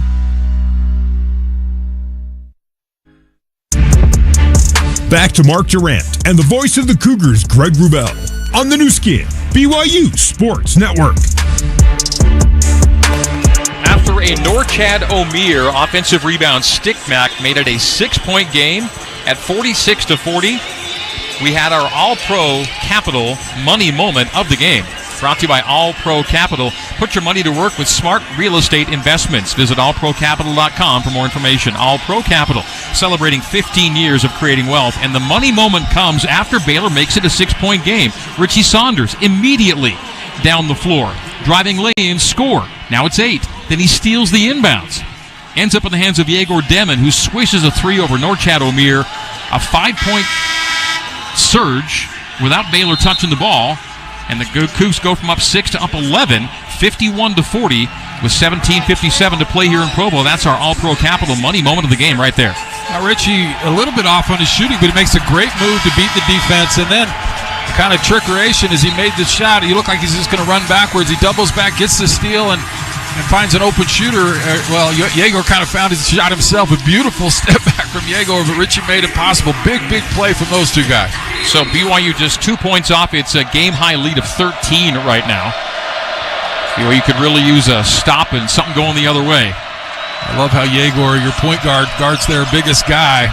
Edgecombe low to O'John with a block from behind by Keba Keita. That's a stop. Ojamwana was ahead of Yegor there, but he got some help from Kaba. Demon. Another three. This one front rims. The rebound to Edgecombe. Down floor, Omir. Omir stripped by Nell into the hands of Mag. Two great defensive plays by BYU to end sure 2-point threats for Baylor. Richie Saunders takes a body check on the baseline. Non-shooting situation. Well, Dallin got picked on that end in the first half, and Trevin gets it back for BYU this half. Richie's so good when he catches that corner. Quick first step baseline. You got to foul him or he's going to score. Great straight line driver. So first foul of the second half goes against Robert Wright III, his second foul of the night. Kaba Keita off the inbound. Nearly turned it over. Mag chases it down far sideline. Nell collects it at the boundary. I don't love BYU's baseline inbounds. It's just throw it up, hope someone gets it, and then you're just not in a good spot. Yegor to the right wing over Omir again. He'll take Omir to the elbow and see a foul at the junction. Was it Nunn on the help that got him, or was it elsewhere with Wright? It's Nunn. Jaden Nunn picks up his first, so the Bears have their second. BYU yet to foul here in the second half. We're almost 3 minutes into half number 2. The Cougs, who led by 8 at the break, lead by 11 now, 51-40. Baseline send in to the left of the BYU bucket now for Yegor Demon. Yegor with the count at 3. The count at 4 gets it into Richie Saunders' left corner, right in front of Connor McGregor. Yes, he's in the building. Richie Saunders, little yo-yo on Ojanwana. Pulls it out to the arc, down to an 8-second shot clock. Cougs have to hurry now. Yegor to the top. Yegor into Omir. Steps in on him and traveled across the lane. Turnover. So turnover number 7 for BYU. That's 3 on Demon. And with 16:51 to play, it is BYU keeping an 11-point lead at 51-40. It was a mistake from Richie to give that up. He had Ojanwana on him, and I think that's been a good matchup, the guard against him, trying to guard them on the perimeter. Nunn between the circles. Left wing, Edgecombe. Edgecombe, 25 feet away, left side. Will now take it topside. Right wing, right. Left wing, Edgecombe. In the zone are the Cougs defensively. Stripe extended left, Nunn. Cross court to right. Right. Outside the three-point line, down to a 3-second shot clock. Low pass to Nunn. Jumps the 3, top of the key, and knocks it down. Jaden Nunn with his second 3. And the lead's down to 8. 51-43. 7 3-pointers for the Baylor Bears. Nell to answer. Missed the 3. The tip by Kaba and the save on the baseline. Here come the Bears. 51-43. Cougs lead it. Right on a full sprint to the trailer Edgecombe. Edgecombe draws contact at the rim. Lays it up and in the foul. Chance for a 3-point play and a 5-point, make it 6-point swing. Wow. 15:59 to play. It's a whole new ball game. Baylor makes it 51-45. Chance to make it a 5-point game next on the new skin, BYU Sports Network. Is LASIK right for you? At Utah Eye Centers, we've answered that question for over 25 years. With 4 locations and advanced technology, Utah Eye Centers has more experience and more answers. At Utah Eye Centers, we've seen it all. At Hyundai, we make a big deal about the little things, like the little fact that 9 Hyundai vehicles have earned IIHS top safety picks this year, and offering a little thing called America's Best Warranty, because delivering safety and quality, pretty big deal. Visit your nearest Hyundai dealer today. Hyundai, there's joy in every journey. Conquer the game, conquer the weekend in a new Hyundai SUV. All types of all-wheel drive SUVs for all types of adventures. Your Utah Hyundai dealers are proud partners of BYU Athletics. Hyundai, there's joy in every journey. Eliminate the need for contacts and glasses and start seeing more clearly in a few days. Call Utah Eye Centers, where more people have trusted for their LASIK surgery than any other Utah provider. At Utah Eye Centers, we've seen it all. One thing that I hope sticks with our listeners, which is not just the feeling of, I love knowing this new thing, or I love having met this person, but often it's, I love knowing something I can do that I didn't know I could do. And it's as simple as saying, that person really has become my neighbor. What a simple thing I could do, even to just stand outside and say, I'm glad you're here. Open your mind and heart with In Good Faith, wherever you get your podcasts. Let's get you back to the Utah Eye Center's courtside seats and rejoin the voice of the Cougars, Greg Wrubell. BYU Athletics would like to thank tonight's game sponsor, Intermountain Health, official medical provider for BYU Athletics. A little more than 4 minutes gone here in half number 2, and Baylor's taken an 8-point halftime deficit, made it 6, chance to make it 5 as we come back in. 3-point bucket for Baylor, 3-point miss by Baylor, and a 3-point play chance the other way for Baylor. As VJ Edgecombe will be shooting a free throw. He's got 12, looking to make it 13 as we come back from this break. Yeah, Dunn hit a big shot late in the clock. He probably wouldn't have shot it, but he had to, and he made it. Now a chance for 3-point here, so a big swing here. BYU pretty good in a half-court set defense, Greg, but even though it wasn't a fast break, because Trevin missed it and it was long, BYU is scrambling to match up defensively. So an early offense, it's not a fast break, but it's early offense. Edgecombe gets a clear alley, he's able to go right to the hoop. So you have to really, especially off a miss, get back, find your guy, set your defense, because Baylor's coming. Well, Baylor's got 2 wins this year when trailing by double digits in the second half. And they were down double digits a moment ago at 51-40. They've come back from down 16 in the second half for a win against St. John's, down 12 in the second half for a win against Kansas State, and now being down 11 here in the second half. The Bears are about to score 6 in a row if Edgecombe can make the free throw. Norchad O'Meara, by the way, is on the bench with 3 fouls. No fouls yet in the second half. He got 3 in the first, and he's sitting for the moment. That means Jalen Celestine is back in the game. So VJ Edgecombe, who is 2 for 2 at the free throw line and 19 for his last 21 at the stripe, will now shoot for a 3-point play and a 6-0 run. VJ Edgecombe from the Bahamas makes the free throw. Perfect at the line and 13 points on the night. Surprise pressure here from Baylor. 13 points ties Cannon Catchings for the game-high lead in that category. 51-46. It was an 11-point lead a moment ago. 6 in a row for the Bears. Yegor up top. Right corner, Ritchie. Pull, fire, miss from 3. And Keita fouls in the fight for the rebound. Well, things slipping for BYU here early in half number 2. Traore checking in, Catchings checking in. For Saunders and Keita, Baker will check in, Dawson in for Nell. Dawson first half, 6 points on 2 for 2, 6 points in 5 minutes. And Baker's really been maximizing his time on the floor of late. Baylor can make it a one-possession game here. It was BYU by 11 a minute ago. 51-46, Cougs on top. And Baylor feels they've got this game right where they want it. Robert Wright in the center oval. Edgecombe high, BYU zoning. Edgecombe splits defenders, handoff, Ojama a hammer dunk. 8 in a row for the Bears. Way too easy is at a high screen. Edgecombe able to get in the paint and then drew Fucini up and easy dunk. Catching's right wing, trying to wheel away from Jaden Nunn. Releases high to Demon. 5 minutes gone here in the second half, and it's all Baylor right now, an 8-0 run. Demon, left wing, Catchings, baseline jumper, got it. Wow. Cannon Catchings cannot miss tonight. 15 on 5 for 5. 3 for 3 from 3. That was a beautiful mid-range shot, and man, did BYU need that mark. It's a 5-point game again, 53-48. High degree of difficulty. Step back, baseline, 15-footer. Wow. Right wing, Edgecombe. But Baylor making every time down the floor right now. 63% shooting for the Bears here in the second half. Jabbing is Celestine. 3, heavy. Got to get the rebound, and Baylor has it instead. Nunn sends out to right. Straight away, Nunn. Edgecombe in the corner, a 3. And he makes it. Second chance points. BYU's getting hammered on second chance points. 16-7. And it's a 2-point game, 53-51.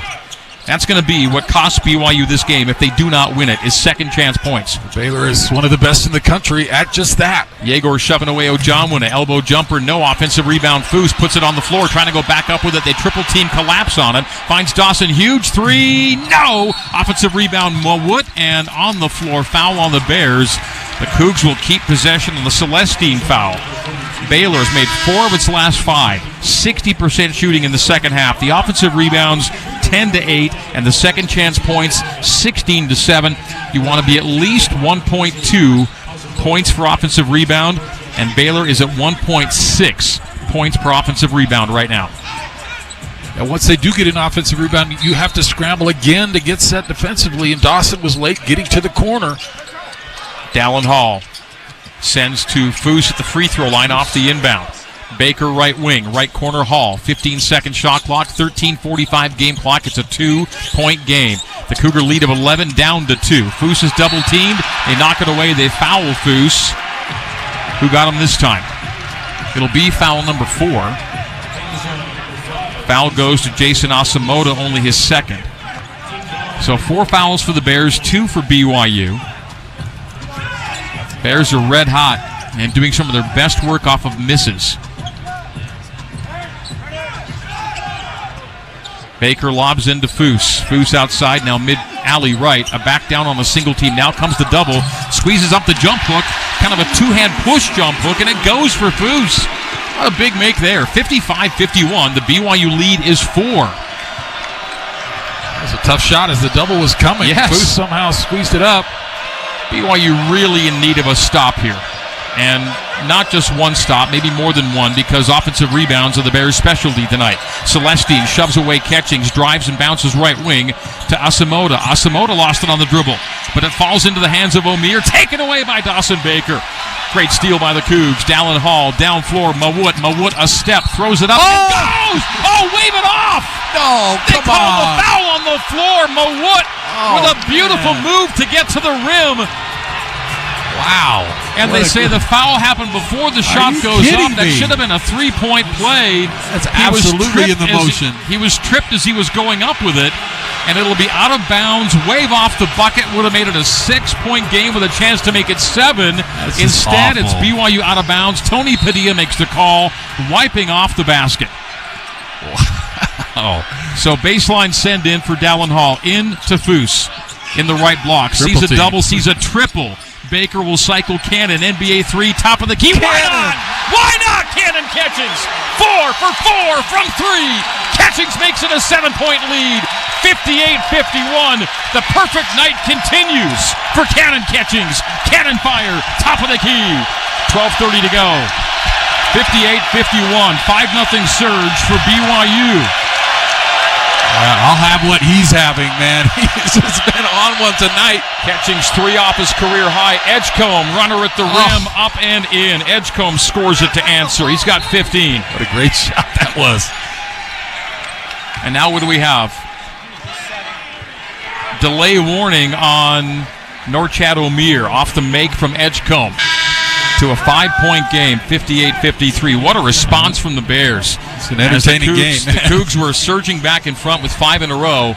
But what a make by Edgecombe. A freshman taking matters into his own hands, answering a freshman who's doing the same for BYU. Cannon Catchings 18 on 6 for 6 from the field, 4 for 4 from 3. Got Foose down low. Whoa. Missed it at the rim. 58-53. The BYU lead stays 5. 12 minutes to go here in Provo. Omier hard to the hole. Lays it up. Missed. Tip no by Ojanwana. Knocked out of bounds by Ojanwana. It'll be BYU basketball. Cannon Catchings.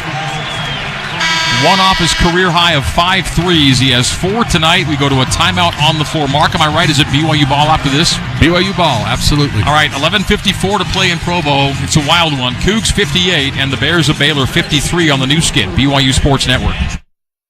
Whether your car has small tires, big tires, tires that go fast, tires with extra grip, or tires that just get you from here to there, they can be an unexpected expense. Don't wait any longer. At Big O Tires, we have no credit needed financing available. So no matter your budget, no matter your situation, we have the lowest prices on every kind of tire, every day.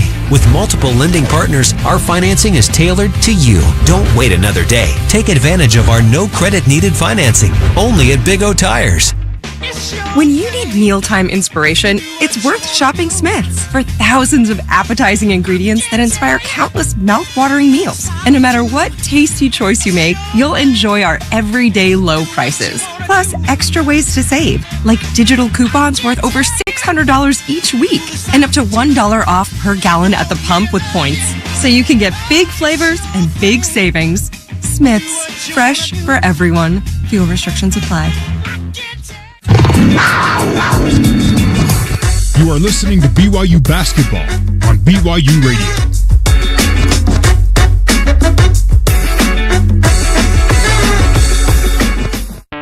Hi, I'm Sam Payne, host of The Appleseed, where great stories can bring us together. And this week on an hour of storytelling from BYU Radio, you'll hear an episode of Constant Wonder Kids, where Paige will talk about making peace in the Wolf Wars. You won't want to miss a single word. That and stories and music from Donald Davis, Josh Goforth, and Robert B. Jones. Join us right here or Google The Appleseed Podcast or download the BYU Radio app.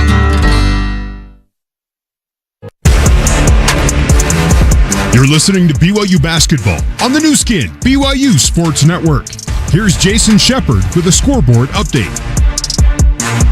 Checking back in on that game in Lawrence, it did go final, and Kansas did end up winning the game. They win 91-87 over UCF. Other action going on now. Arizona State with a 1-point lead at Colorado, 54-53. And it's Utah with a 1-point advantage over Cincinnati, 27-26. Back over to the Utah Ice Center courtside seats at the Marriott Center. Once again, here's the voice of the Cougars, Greg Wrubell.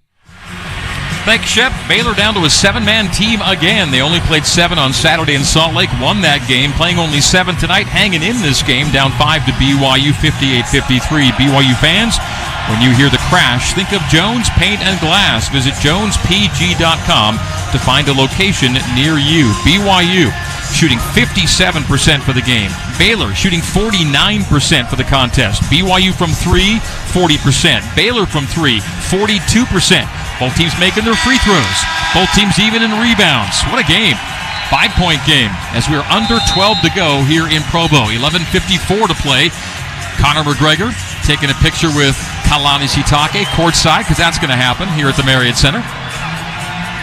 Well, second chance points keeping Baylor in this game, and both teams had easy gimmies down low. Foose missed, and then Baylor misses a couple down low to get BYU back with the ball. So in a game of hot shooting, they both miss a couple bunnies here last 2 possessions. When will Norchad Omier pick up his 4th foul? He's on the floor with 3. BYU on the floor with Baker, Hall, Saunders, Catchings, and Traore. And his aunt, right, is in the building as well. Tamika Catchings is here. Fousseyni Traore top of the key. As we continue our faces in the crowd shout-outs tonight, Dallin Hall from the right wing, left side, Dawson Baker. Dawson is 2 for 3, low to Foose. Foose pirouetting in the paint, missed it right at the rim. Oh, my goodness. He's doing too much. He had him beat and gave a pump fake, didn't need it. BYU, you'd think would be up 7 off that. He makes that 9 times out of 10, Mark. Left corner. Now left wing, Robert Wright, straight away to Edgecombe. He's been outstanding at 18 points. Straight away, Ojonwuna, left wing right, calls for a screen. A short roll by Ojonwuna as Wright misses the runner. Offensive rebound, Omier, maybe traveled with it? No. Celestine will drive into traffic. A block shot, a knock out of bounds, and it'll stay. Well, no, it'll go to BYU. They say Baylor touches last. So both teams missing chances inside. Again. 4 straight possessions, basically point-blank shots, not going for either team. Who will make the next big one, 58-53. Cougs lead it, under 11 to play here in Provo. The tension mounting with every minute here at the Marriott Center. Dallin Hall, left wing, right side Ritchie, right corner Cannon Catchings. Hasn't missed a shot tonight. Dallin Hall will drive it from the left wing, high to Baker on the arc right. Baker will jab it, move into Celestine, back him down, step in, floater, missed. Offensive rebound, no, lost to Baylor. Down floor, Omier too far beneath the bucket. Knocked it off the underside of the rim, out of bounds. BYU basketball. Ritchie got a piece of it from behind. I thought it would be off BYU. So, back and forth we go with no shots being made. What is happening? BYU scoreless in 2 minutes and 15 seconds. Cougs still lead by 5. I'd like to see a little more Ritchie off the dribble, trying to get in the paint. Saunders, quiet night, 3 for 10. Or shoot. Missed the 3. Offensive rebound, Foose lost it to Ojonwuna. And here come the Bears the other way. Like he had it in his hands. I don't know how he lost that. Robert Wright on the arc left side. Wipes away Catchings. Cut off beneath the basket to Ojonwuna, a 2-hand flush. 9 for Josh Ojonwuna. It's a 1-possession game, 58-55. Kevin Young calls timeout in the BYU forecourt, 10:02 to go. Ritchie Bad night for a bad night at this point. 3 for 11 from the field, 0 for 4 from 3. Comes into tonight as the Big 12's 4th leading scorer in conference play. Now, he can still turn this thing around in the last 10 minutes. There's no doubt about that. We've seen him make big shot after big shot in huge moments. Hasn't happened for him yet. Will it happen down the stretch? If it doesn't, BYU might be in a spot of trouble. The Cougs 0 for the last 4 from the floor, scoreless in 3 minutes. 10 minutes to play in a one-possession ball game. 58-55. The Cougar lead, still a lead, but it's down to 3.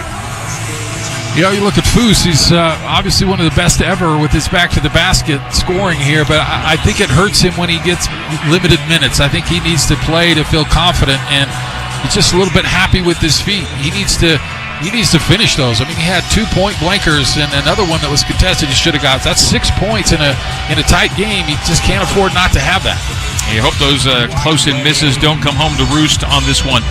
BYU still shooting a great number, 53%.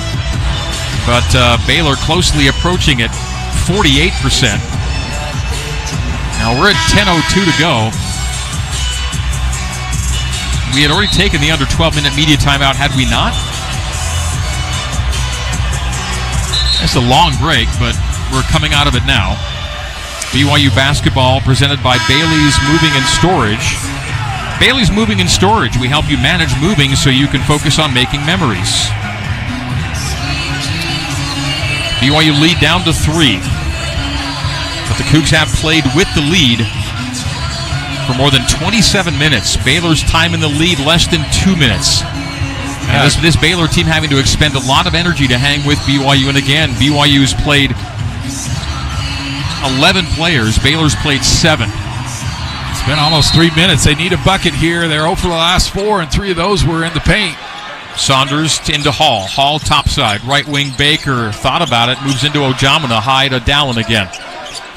Hall terminates. Lob low to Foose. Foose right up to the rim.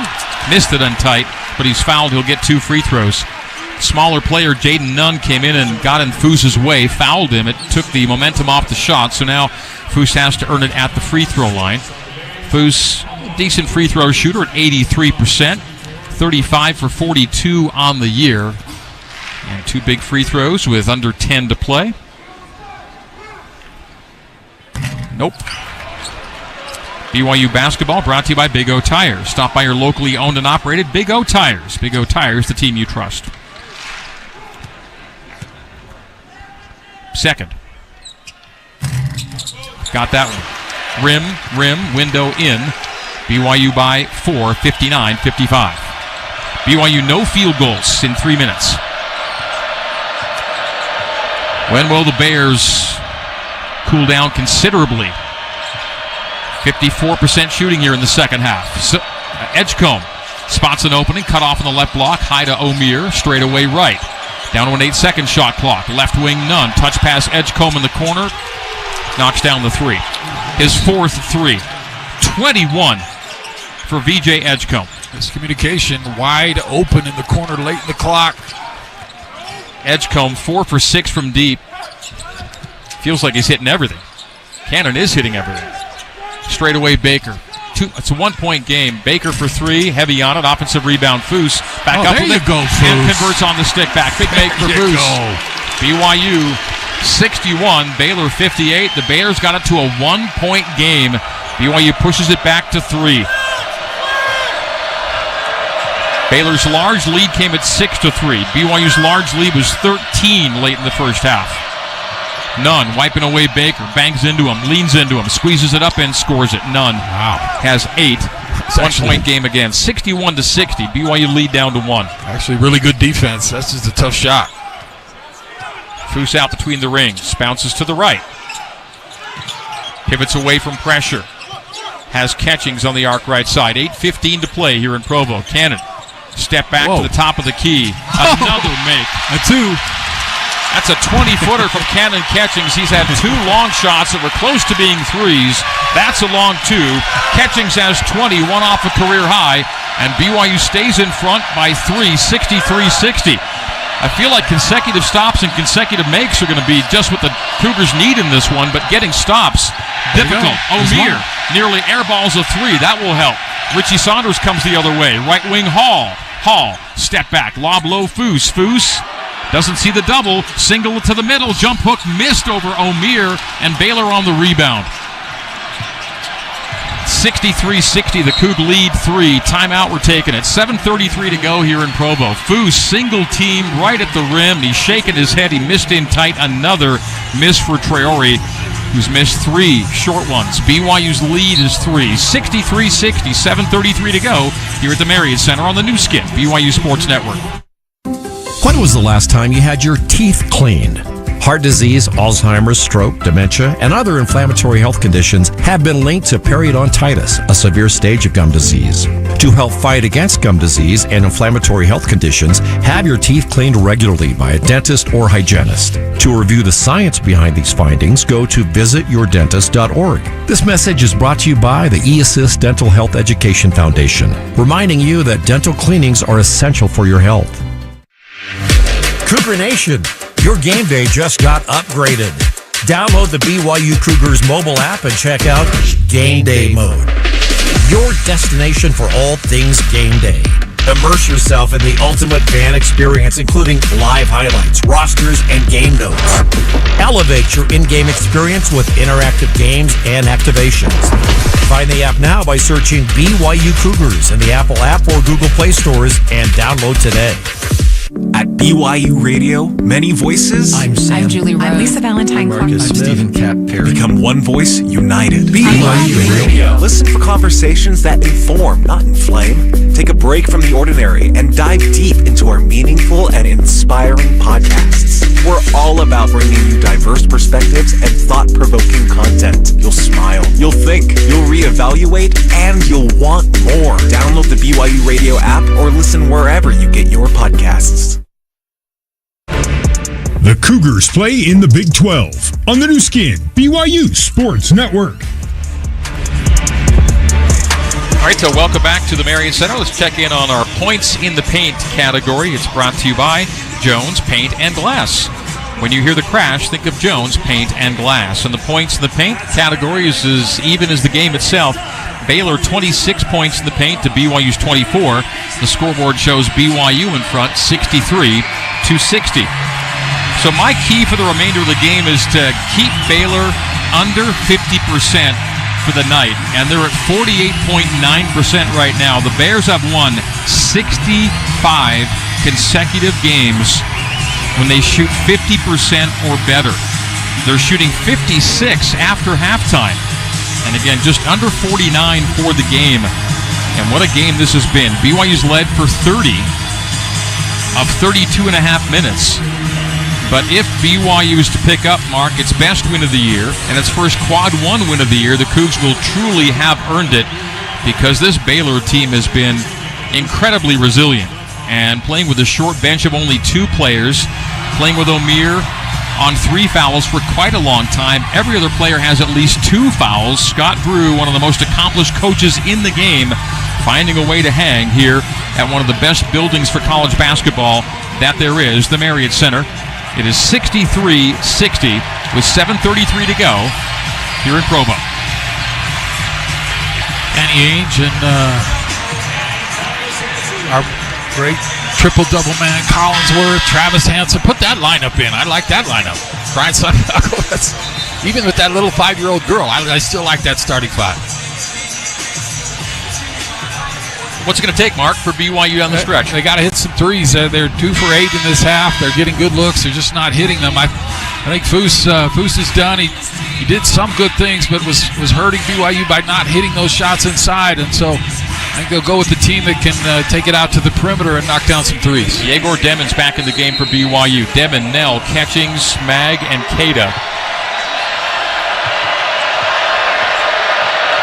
Robert Wright III finds Edgecombe up high, back to Wright with a 15-second shot clock. It's Edgecombe. Edgecombe lobs it up for O'Meara into Great traffic, defense. though. Mawut Mag came away with it and was fouled, I believe, as he tried to intercept that alley-oop.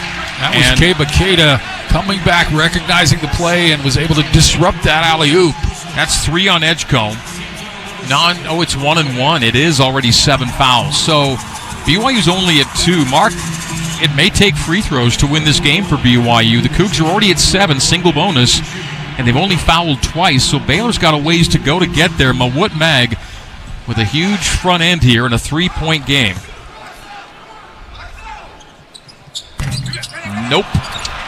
That shot well from the free throw line in the first half, but that demon is coming back to haunt the Cougars. Cougs have lost games on free throws this year. There's no doubt about it. Celestine out front. Hands off Edgecombe. Edgecombe races it left, and now the weave comes to the right. Nunn to right on the right side. Right to the top. Robert Wright to the elbow. Banks strong. Offensive rebound, O'Meara. Blocked by Keita, fouled by Keita. Free throws, O'Meara. 72% free throw shooter. Norchad O'Meara's not taking a free throw tonight. That's foul number 3, a front end situation. And front ends have cost BYU in games this year as well. And it's a big miss from Mag a minute ago. Instead of it being a 5-point game, it may be a 1-point game. Keba had good position on O'Meara, but the rebound came off so quickly, couldn't get his hands up. And then Keba fouls. That's 4 on Keba. 11 and 6 for the active double-double leaders. 77 double-doubles for the career as O'Meara knocks down the free throw. 63-61. The Cougar lead down to 2. Still a ton of time left. 6:58. 1 for 2 on the trip. Cougs will take every break they can get down the stretch. Yegor's going to run it into forecourt left side. 63-61. BYU led by 20 from Cannon Catchings on a perfect night. 7 for 7. 20 points, 1 off his career high. Cycle Nell to Yegor out front. Down to a 10-second shot clock. 6:40 on the game. Yegor pushed on his drive. Now he gets a 1-and-1. And foul number 8. At least one more, or it could be up to one more 1-and-1 coming for BYU. Yegor will now shoot.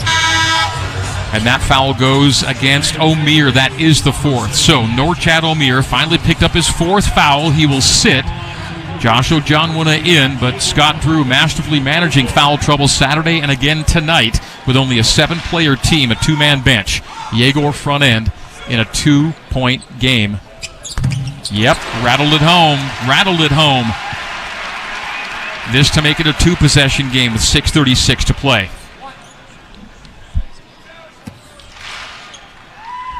Yegor for the second of 2. Yes. BYU Basketball brought to you by Siegfried & Jensen. Siegfried & Jensen helping Utah families for over 30 years. Learn more at siegfriedandjensen.com. BYU by 4, 65-61. Demon, 2 for 2, 9 points on the night to go along with 4 assists. Robert Wright will start it right. At the right elbow, lean in, pass high to Celestine. Celestine left wing Edgecombe. Edgecombe 21, Catchings 20. Freshman scoring stars in this one. Edgecombe gives it up to Nunn. Long 3 right side heavy and off the window to Keita. Kevin Young urging his team forward. Yegor cross court to Cannon. And what do we have in forecourt here? The coach Young was on the floor, and I don't know what they'll call a delay of game or what they could call it. They stopped play with BYU on the break. Coaches usually get a lot of latitude to come on the floor. The shot clock was not correct, so 26 on the shot. Apparently it now is right. But BYU was racing into forecourt, and the officials stopped play. Now Baylor is set defensively. 6:07 to go. BYU by 4. Can make it 6 or 7. Ojanwuna reaches in. A turnover by Demon. Picked off the pass for Catchings. Nunn to the rim. Up and in. Foul chance for a 3-point play. BYU chance to make it 6 or 7, and now it could be a 1-point game. And that pass to the sideline was easily picked off, and off go the Bears. What a time for that error. And on a night when Cannon has been flawless, Cannon didn't even touch him. He wasn't even a foot away from him on that. Should have been an easy 2, but not a 3-point opportunity. Well, I can't criticize Cannon for that, but he does need to be more aggressive on that. Part of that is Yegor's lazy pass. Part of it is Cannon's got to go get that pass. We saw BYU lose a game against Ole Miss because of a similar type of play. Jaden Nunn made the layup, and he's fouled. Chance for a 3-point play. It's his first free throw try of the night. Only a 64% free throw shooter is Jaden Nunn. Catchings with his first foul of the night, but Mark up 4 with the ball. Go up 6 or 7. Instead, it can be a 1-point game the other way. I mean, they called it on 13, Cada, not on catching. So they changed the foul to Cada. And on Cada, that's going to be 4 then, Mark? Yeah, that is 4. I previously said he had 4, but that was on Yegor. So Yegor with 3, Cada with 4. Well, if Baylor wins this game, that may be the play of the game. The steal, the sprint, and the score. You just have to value that basketball in this type of game. Every possession is so critical. 8 BYU points have turned into 14 and maybe 15 Baylor turnovers. Baylor capitalizing on giveaways and offensive rebounds.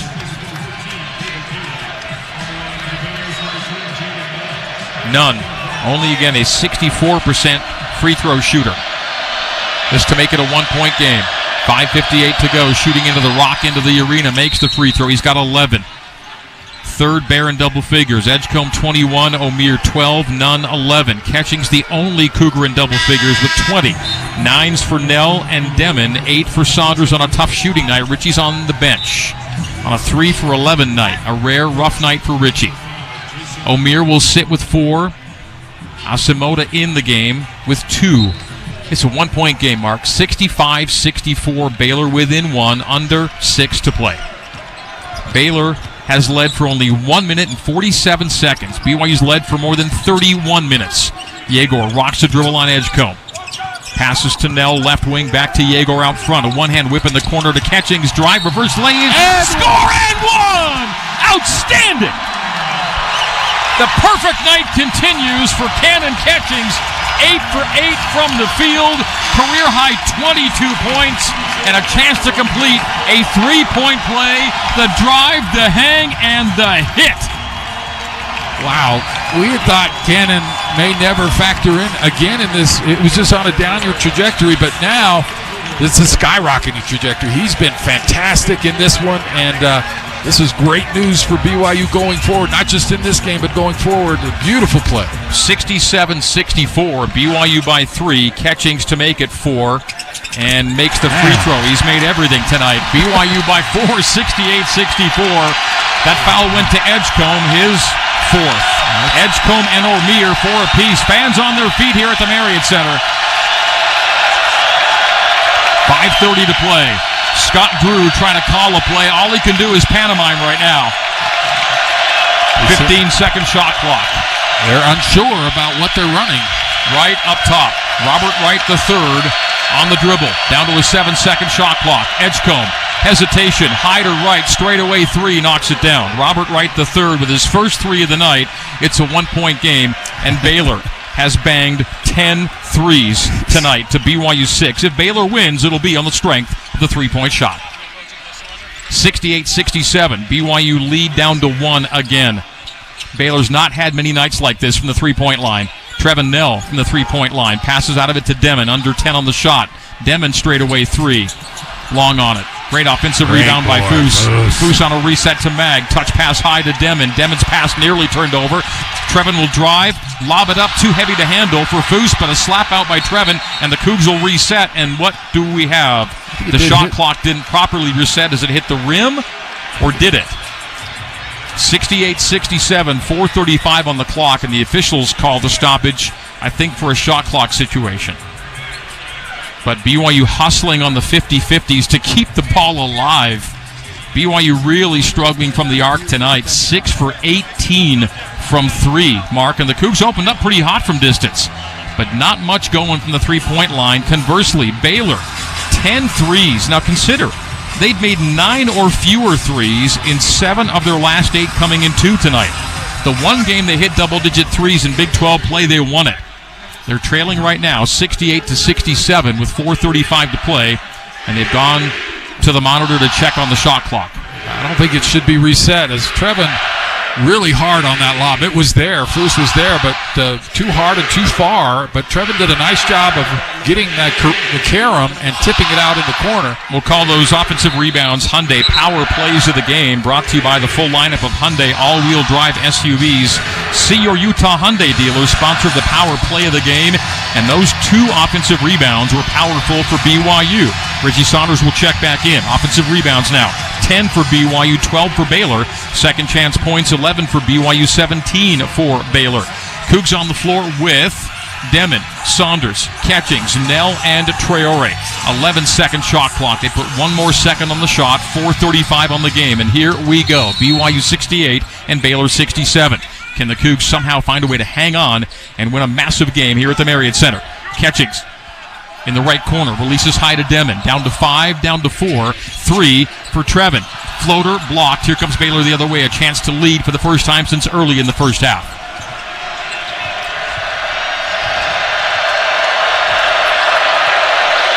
Nell 3 for 6 tonight.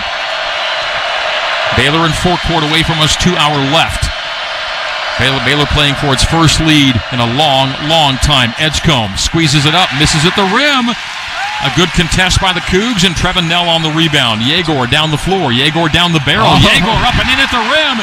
Driving lay-in. Yegor Demon, 70-67. The Cougs take the lead of 3. Next whistle will be the under 4-minute media timeout, and here it is. 3:44 to go. BYU back in front. Yegor Demon to double figures. He's got 11 to go along with 5 assists, 99 assists for his freshman year. We're taking a break. BYU 70, Baylor 67 on the new skin, BYU Sports Network. Looking for a fun and affordable getaway to somewhere nice? Well, here's some great news for you. Breeze Airways, Provo's newest and nicest airline, flies nonstop to San Francisco, Orange County, and Phoenix. What's even nicer is that Breeze never charges change or cancellation fees, so you can book with total peace of mind. Flybreeze.com and the Breeze app have all the options for planning a trip. In partnership with the San Bernardino International Airport, Breeze Airways. Seriously nice. All Pro Capital is loyal, strong, and true. They really believe in putting the money back in the investors' hands. The track record that All Pro has, they've never lost a single dollar of principal. They've always paid their returns on time, as promised. Join the white and blue. Invest in your future with All Pro Capital, who is celebrating 15 years of creating wealth. Learn more about investing in your financial future at allprocapital.com. That's allprocapital.com. You are listening to BYU Basketball on BYU Radio.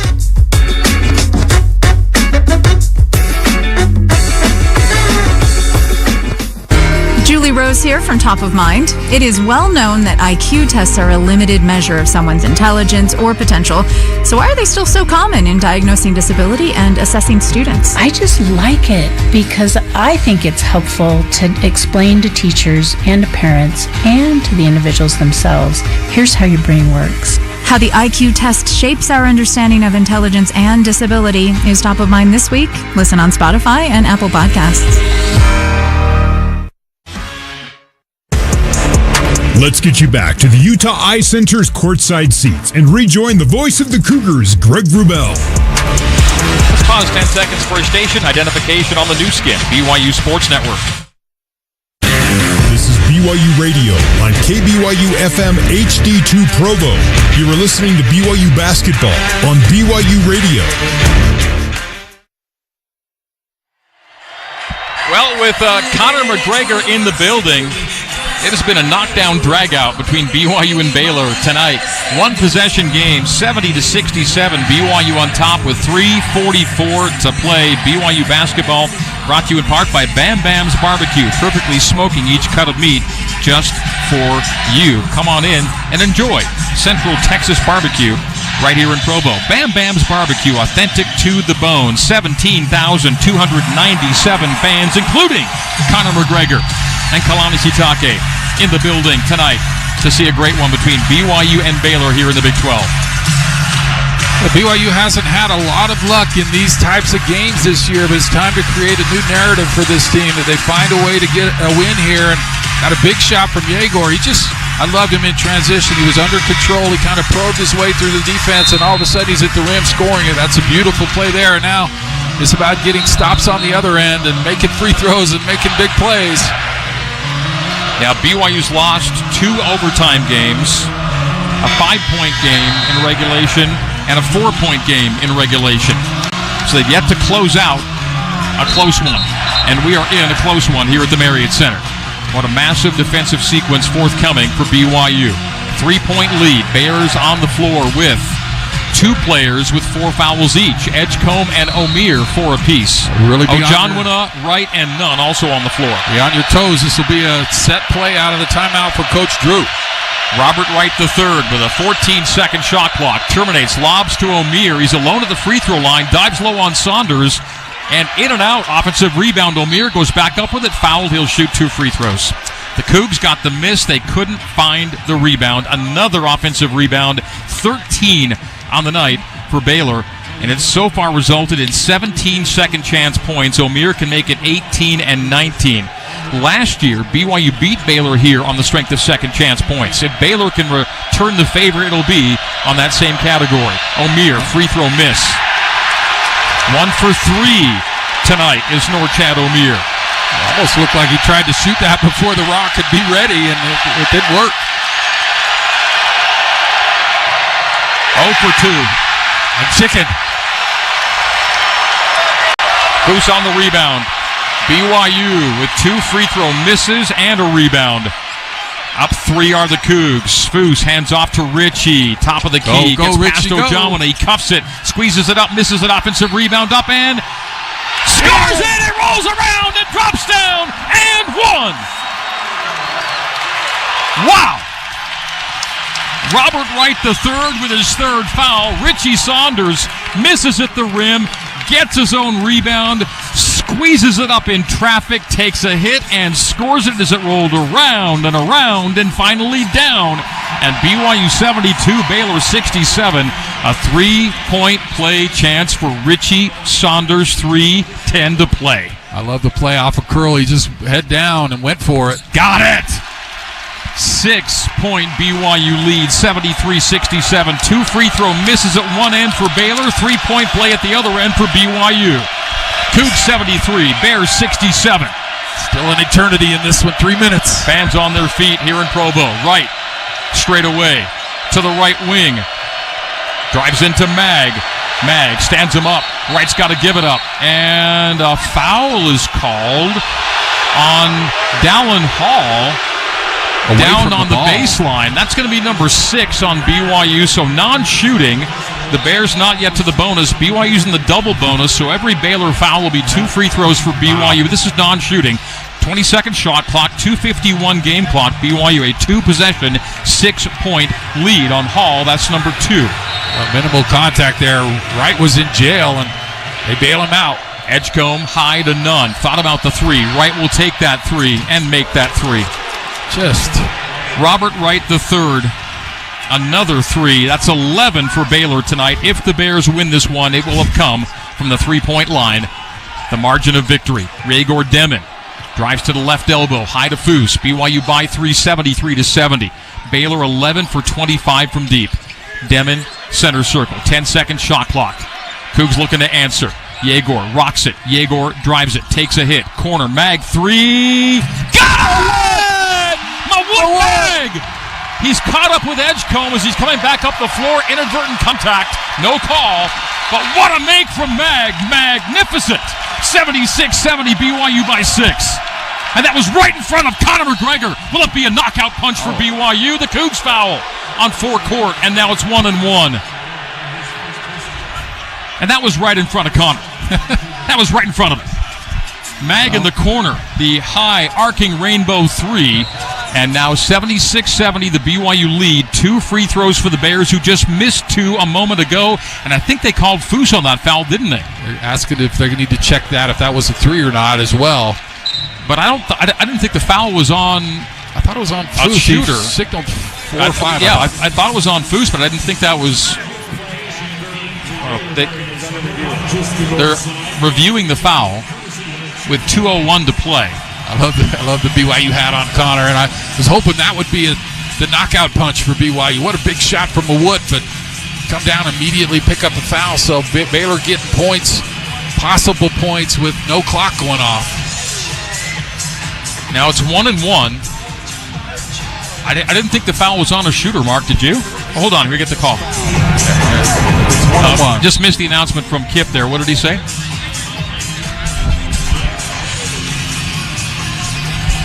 And I do believe we're looking at the Mawut situation. Mawut ran into Edgecombe, just inadvertent contact on the way up. Edgecombe kind of held the back of his head, but Mawut was simply running up floor, and Edgecombe was in his way. There was nothing there. At the other end, though, 2 shots or 1-1? It should be 1-1. It was there wasn't on the shot. It was out on the perimeter on Foose, and so 1-1. Baylor just missed 2. Robert Wright, an 80% free throw shooter, is not taking a free throw tonight, but 39 for 49 on the year. He's outstanding at the line. 1-1 for the Bears, who were down 6. 2 minutes to play. 2:01 to be precise. First free throw is up. Good. Steady. He's keeping them in this. That big 3 and now free throws. 2 threes after halftime. Nothing in the first half. He's got 11. Averaging 11.9 per game. Robert Wright III. This game has been pulsating. 76-71. Cougar lead 5. 2 for 2 on the trip. He is sure-handed. 76-72. BYU. Saunders runs the end line. Into Mag at the boundary. Gets it back to Ritchie. Nearly raked. Gets it forward to Demon. Demon on the arc left side. Demon's going to cuff it down the lane. Hang and hit. Bank it and score it. Yegor in the paint. And the Cougs are up 6 again, 78-72. Mark, BYU needs a stop right here, right now. I love angry, aggressive Yegor. Right to the right wing. Oh, threes. O'Meara back to right, outside the perimeter. Robert Wright will drive it into the paint, throw it up, and get it to go again. BYU does not get the stop, and they can't stop Robert Wright. 78-74. It is back to a 4-point game. 1:25 to go. Just a couple of stops away, Mark. 78-74. BYU being forced to answer every time down, but they are doing it. Demon should have been fouled out front. No call. Whips a pass to Saunders. Stripe extended left side. 15-second shot clock. 1:11 on the game clock. BYU 78, Baylor 74. A make on this possession will half close the door for BYU. With 4 and with 3, Saunders jumps a pass, traveled. On the jump, he traveled. He says he was pushed, and that is a killer. That is a turnover. No points on the possession. 59.5 to go. Baylor basketball. The Cougs need to force a little clock off and somehow get a miss here. I want to get 10-15 at least off the clock on this possession. Guard the 3. 78-74, Cougs lead, 50 seconds to play. Robert Wright to the left elbow, gets right to the rim, scoop and score. So uncontested easy. Layup. In under 10 seconds, 78-76, BYU's lead down to 2. The Cougars' late game demons needing to be exercised here tonight. Timeout in forecourt. The Cougs are making a stop away from maybe winning this, Mark, but a Ritchie Saunders turnover. A second to go, and this is double bonus time. You're shooting 2 free throws on every foul, just force the issue, but the Cougs don't get the foul. They give it away.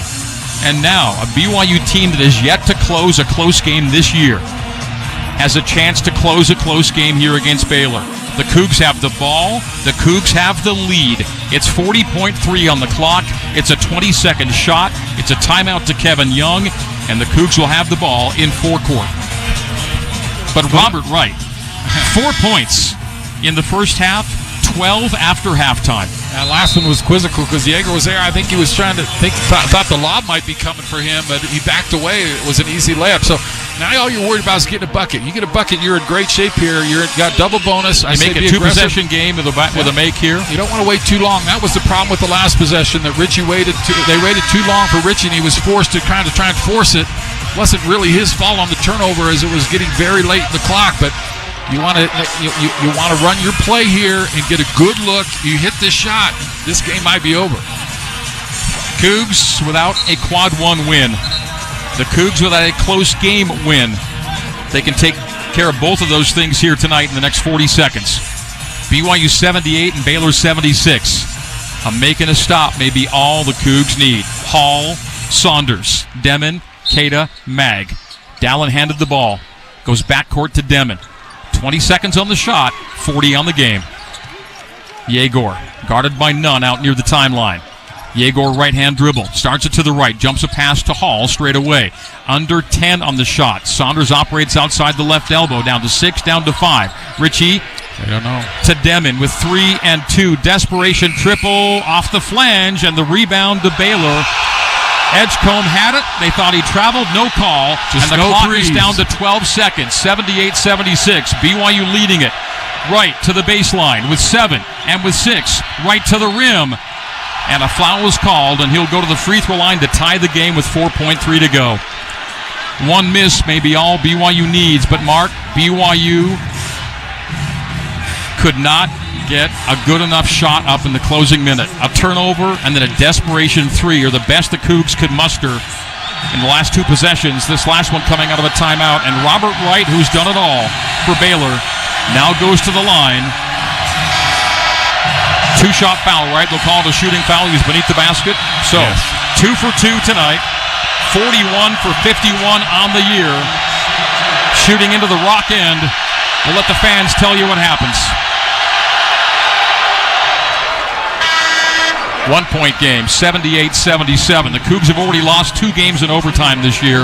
We're 4.3 and a free throw make away from possibly another one. But BYU will have a chance, even if Wright makes this free throw. There's plenty of time. No need to throw up a shot at half court. A miss and a rebound could win it for BYU. Second for the tie. Got it again. Timeout, Kevin Young and BYU. BYU could not hold the lead in the last minute. Yeah, 2 poor possessions as it got late in the clock, and one was a turnover, one was a long forced 3 from Yegor. And then it's Wright on the other end. I mean, Wright, phenomenal. I mean, we know how difficult it is to make free throws in that situation. He hit them both smoothly. BYU's been outscored 8-2 in the last 2 minutes. Yeah, well, good news is you got a lot of time. You got a chance to win this game, and you can worry about what you did wrong after if it doesn't work, but you got a chance to win it, a great chance to win it right here. The last 14 points have all been scored by Robert Wright. Well, there's no answer for him. Quick off the dribble, he hit the 3, and one of your pregame keys was don't let any one guy get hot. And it was Edgecombe earlier, and now Wright, the closer for Baylor. It's 78-78 with 4.3 to go. BYU will have a shot to win it. If not, we go to overtime where BYU's not won a game yet this year. It's time for BYU to get a game winner.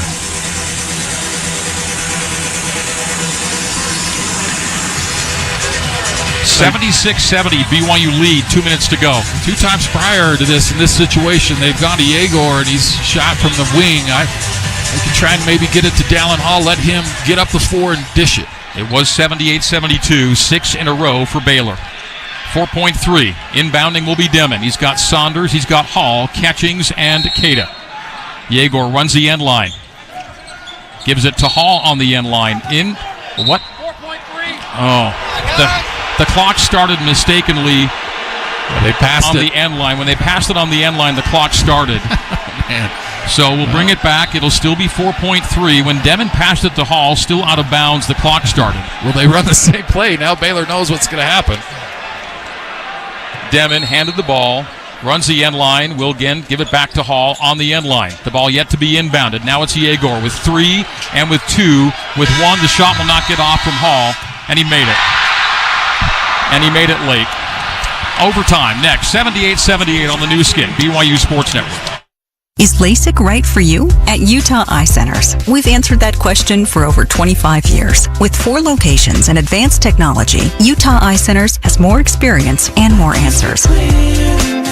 At Utah Eye Centers, we've seen it all. Hi, I'm Ty Detmer. We buy our jewelry from Sierra West Jewelers because of the great service, large selection, the diamond education, and the lowest prices. Sierra West Jewelers offers a VIP service package that my wife and I love. The VIP package includes free lifetime warranty, 50% off men's band with purchase of engagement ring, a free electric ring cleaner, a free $50 gift card to Ruth's Chris Steakhouse, plus 14 other free services. Buy at Sierra West Jewelers. I promise you'll never regret it.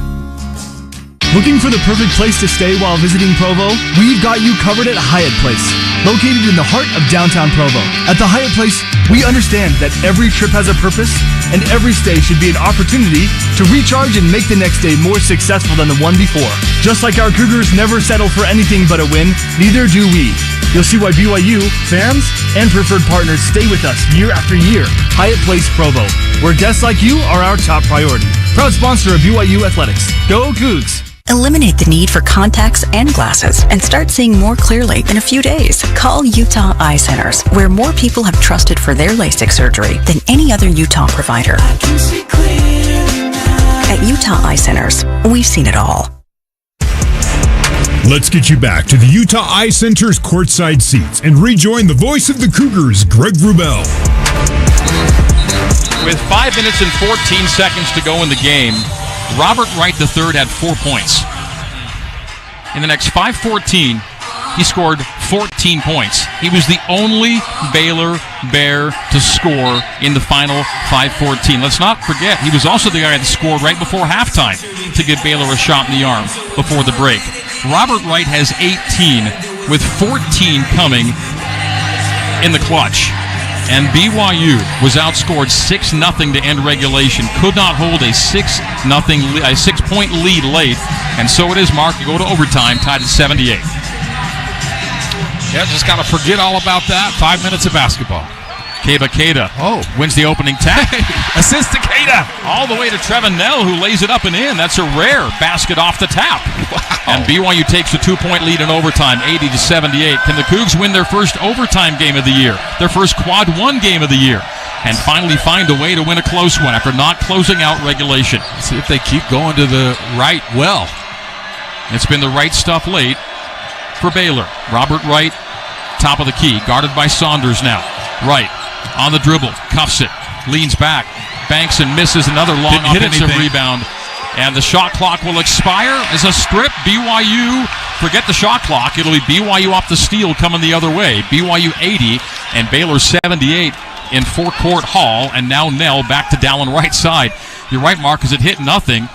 They were forced to squeeze something up late were the Bears. Dallin Hall, top of the key, three. Good. There you go.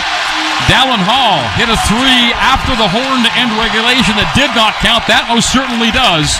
And it's BYU by 5. The Cougs score the first 5 in overtime, 83-78. He can still hit the big shot, man. He's still got the nerve. Both teams one overtime timeout. Edgecombe 3 to answer. Unbelievable stuff. Why you would go under the screen there. Just had an uncontested shot. That's the 12th 3 for the Baylor Bears. That 5-point lead down to 2 just that quickly. 83-81. Saunders gets right to the rim. Driving lane with the left hand. Scoop and score. BYU back up 4. BYU looking for a stop at the other end with 3:20 to go. It's 85-81.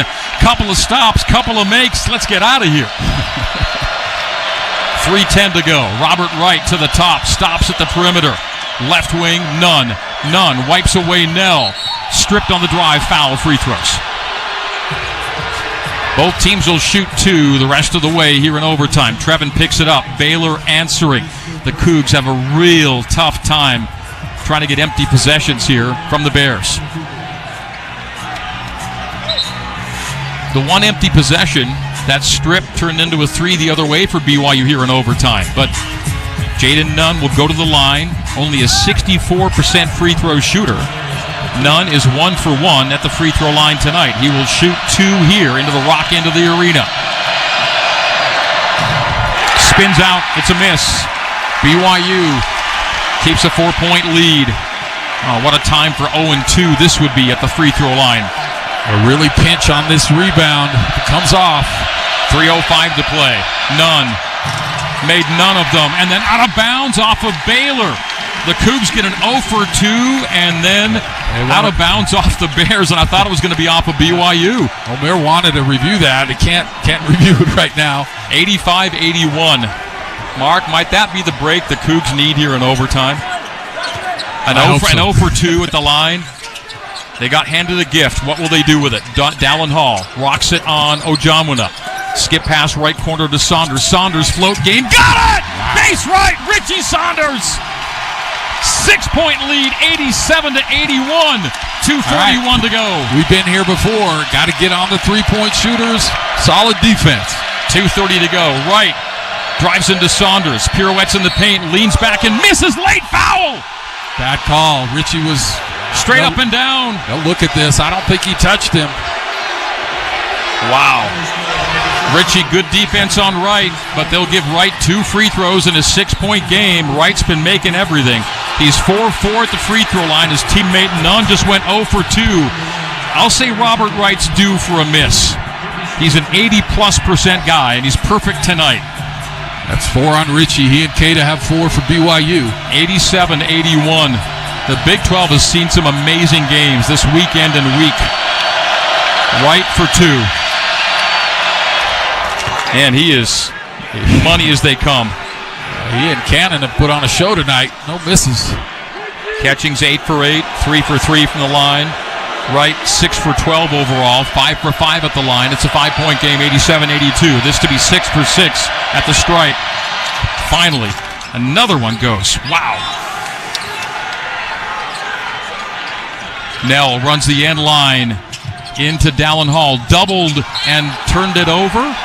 He did. They pointed Baylor ball. Oh, no. Oh, no. Mark, a 6-point BYU lead, 2 free throws for Baylor, and Dallin Hall turns it over off the inbound. Sure why Yegor's not in the game. Here he comes. He's your best option on the press break. It's just not going to be easy, is it? 2:28 to go. 87-83, 2:28 in overtime. The Cougs have had a 6-point lead late in regulation, a 6-point lead in overtime. And now the Bears can make it 3 or 2. Nunn, left wing, right. Robert Wright III, 20 points, 2 off a career high. Wright on the right side, down to a 10-second shot. Wright, hippity hops left wing. Crossover, bounce pass on the wing right to Edgecombe. And I cannot believe what BJ Edgecombe is doing out there from the 3-point line. That is 6 threes for Edgecombe. It's a 1-point game. Another 6-point lead, all but gone here in overtime. 87-86. Richie Saunders drives it low. Foul on the floor. He'll get 2 free throws. Baylor wanted to travel, but we get a whistle, but it's not helping us as Richie scored it. Would have been better had the whistle been blown. But every time Edgecombe releases it, you expect it to be a swish, and it has been.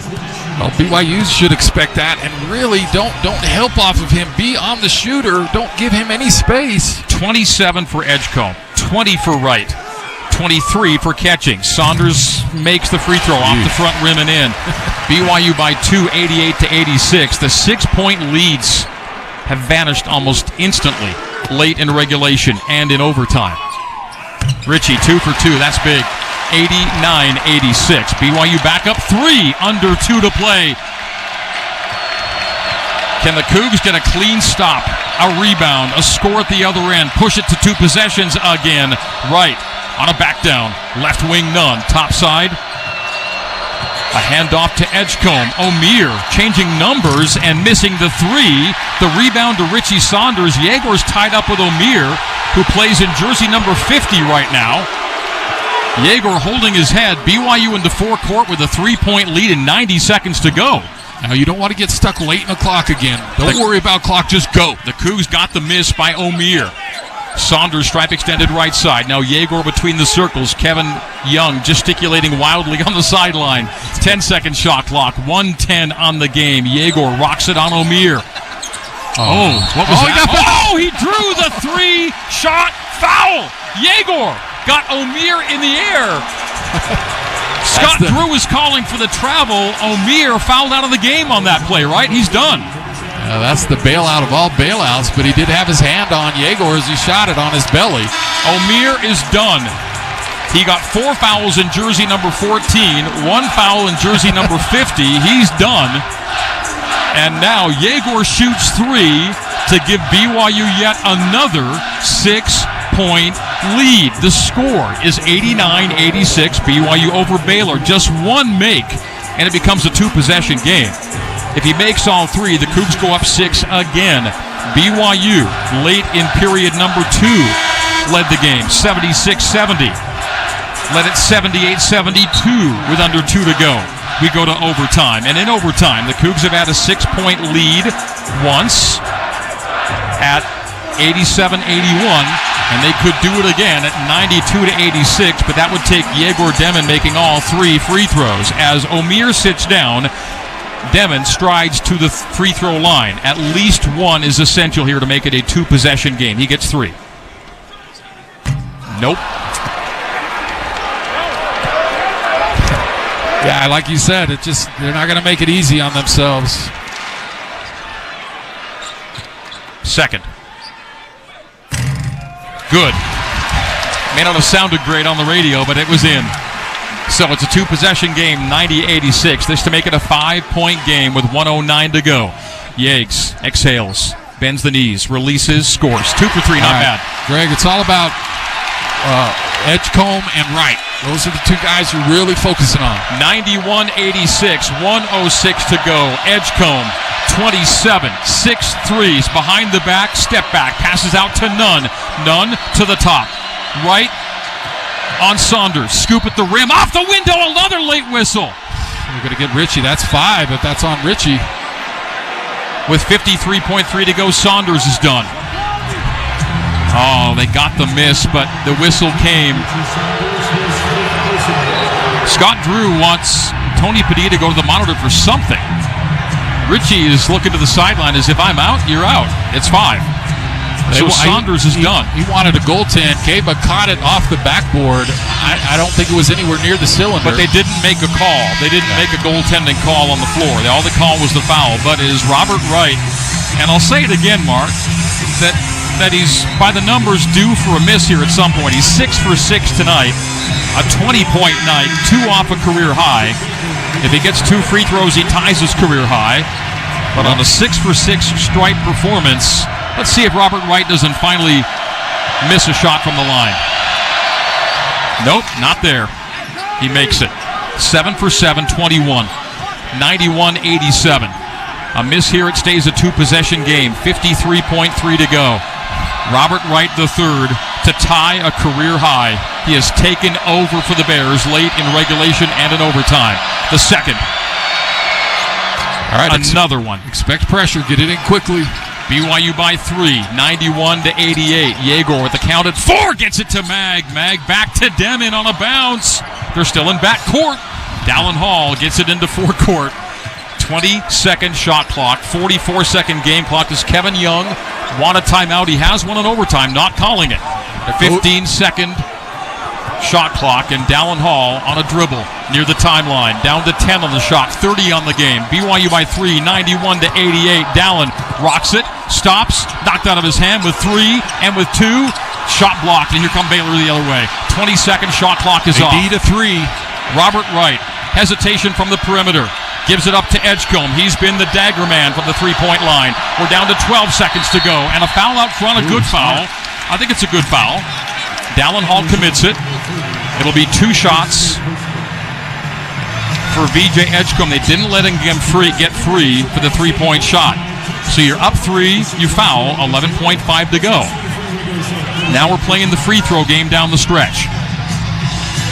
And a miss or 2 by Edgecombe would really come in handy in the 3-point game, 91-88. But, Mark, another late clock situation where the Cougs don't get a good look on the other end.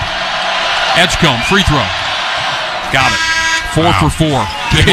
Wright and Edgecombe are 12 for 12 at the free throw line. Kada out, Baker out. Boskovic in along with Yegor. So Demon, Hall, Boskovic, Mag, and Traore. 11.5 to go. This to make it a 1-point game. Now BYU, if he makes it, get it in, then you'll have to make your free throws. They miss. And Foose grabs the rebound and immediately timeout called. That's a huge miss because should the Cougars find a way to go 2 for 2, it becomes a 2-possession game. Any free throw miss keeps Baylor in the game. 91-89. 10.6 to go. VJ Edgecombe with his first miss of the night. It's a huge miss, but only if BYU can go 2 for 2 at the other end. Kevin Young calls timeout, and certainly he'll put trustworthy players on the floor and run a play for one of those guys to get to the line should that player get fouled. 91-89. BYU by 2, under 11 seconds to go. This game has been something. BYU no field goals in the last 2 minutes and 38 seconds. And no timeouts, right? So BYU is out of timeouts. Baylor has 1. You've got to get it in, obviously. They're drawing up just a play to get it in. And if you do that, they'll have to foul you. Now, if BYU makes 1, then they'll probably foul again and put Baylor at the line again like they just did there. But if they get 2, the game's probably over. So you want your good free throw shooter. You want to be able to get it in, but you want good free throw shooters to catch the ball on the inbound. Yegor Demon, by the way, has reached 100 assists in his freshman season tonight with 6. The 8th BYU freshman with 100 assists. Here we go. BYU to inbound. Demon on the end line. And this is off a free throw miss. You cannot run the line. He's got Hall, Baker, Nell, and Traore. Yegor handed the ball. Looking to get free. Nell back to Yegor. Return to Dawson. Dawson into forecourt. Dawson wants to pull it out. He gets fouled by Ojamuna with 6.3. Dawson, Baker to the free throw line for 2 on the foul by Ojamuna. It was a good foul by Ojamuna because if he hadn't reached him, Dawson might have been able to dribble it out. He was clear. 6.3. It's not quite a done deal, but if Dawson Baker goes 2 for 2, it's all but a done deal for BYU. It's over if he gets 2. And now 1 is essential. 1 basically means you can't lose the game here in overtime. 91-89. BYU will lead up 2. Dawson will shoot 2. Dawson Baker is a 74% free throw shooter, 14 for 19 on the year. Dawson toes the line.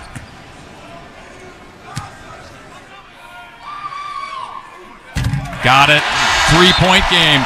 Dawson, Baker, free throw, maker, a second to all but seal the deal for BYU. 6.3 to go, 92-89. This makes it a 4-point game. Dawson Baker, 1 more. Here we go.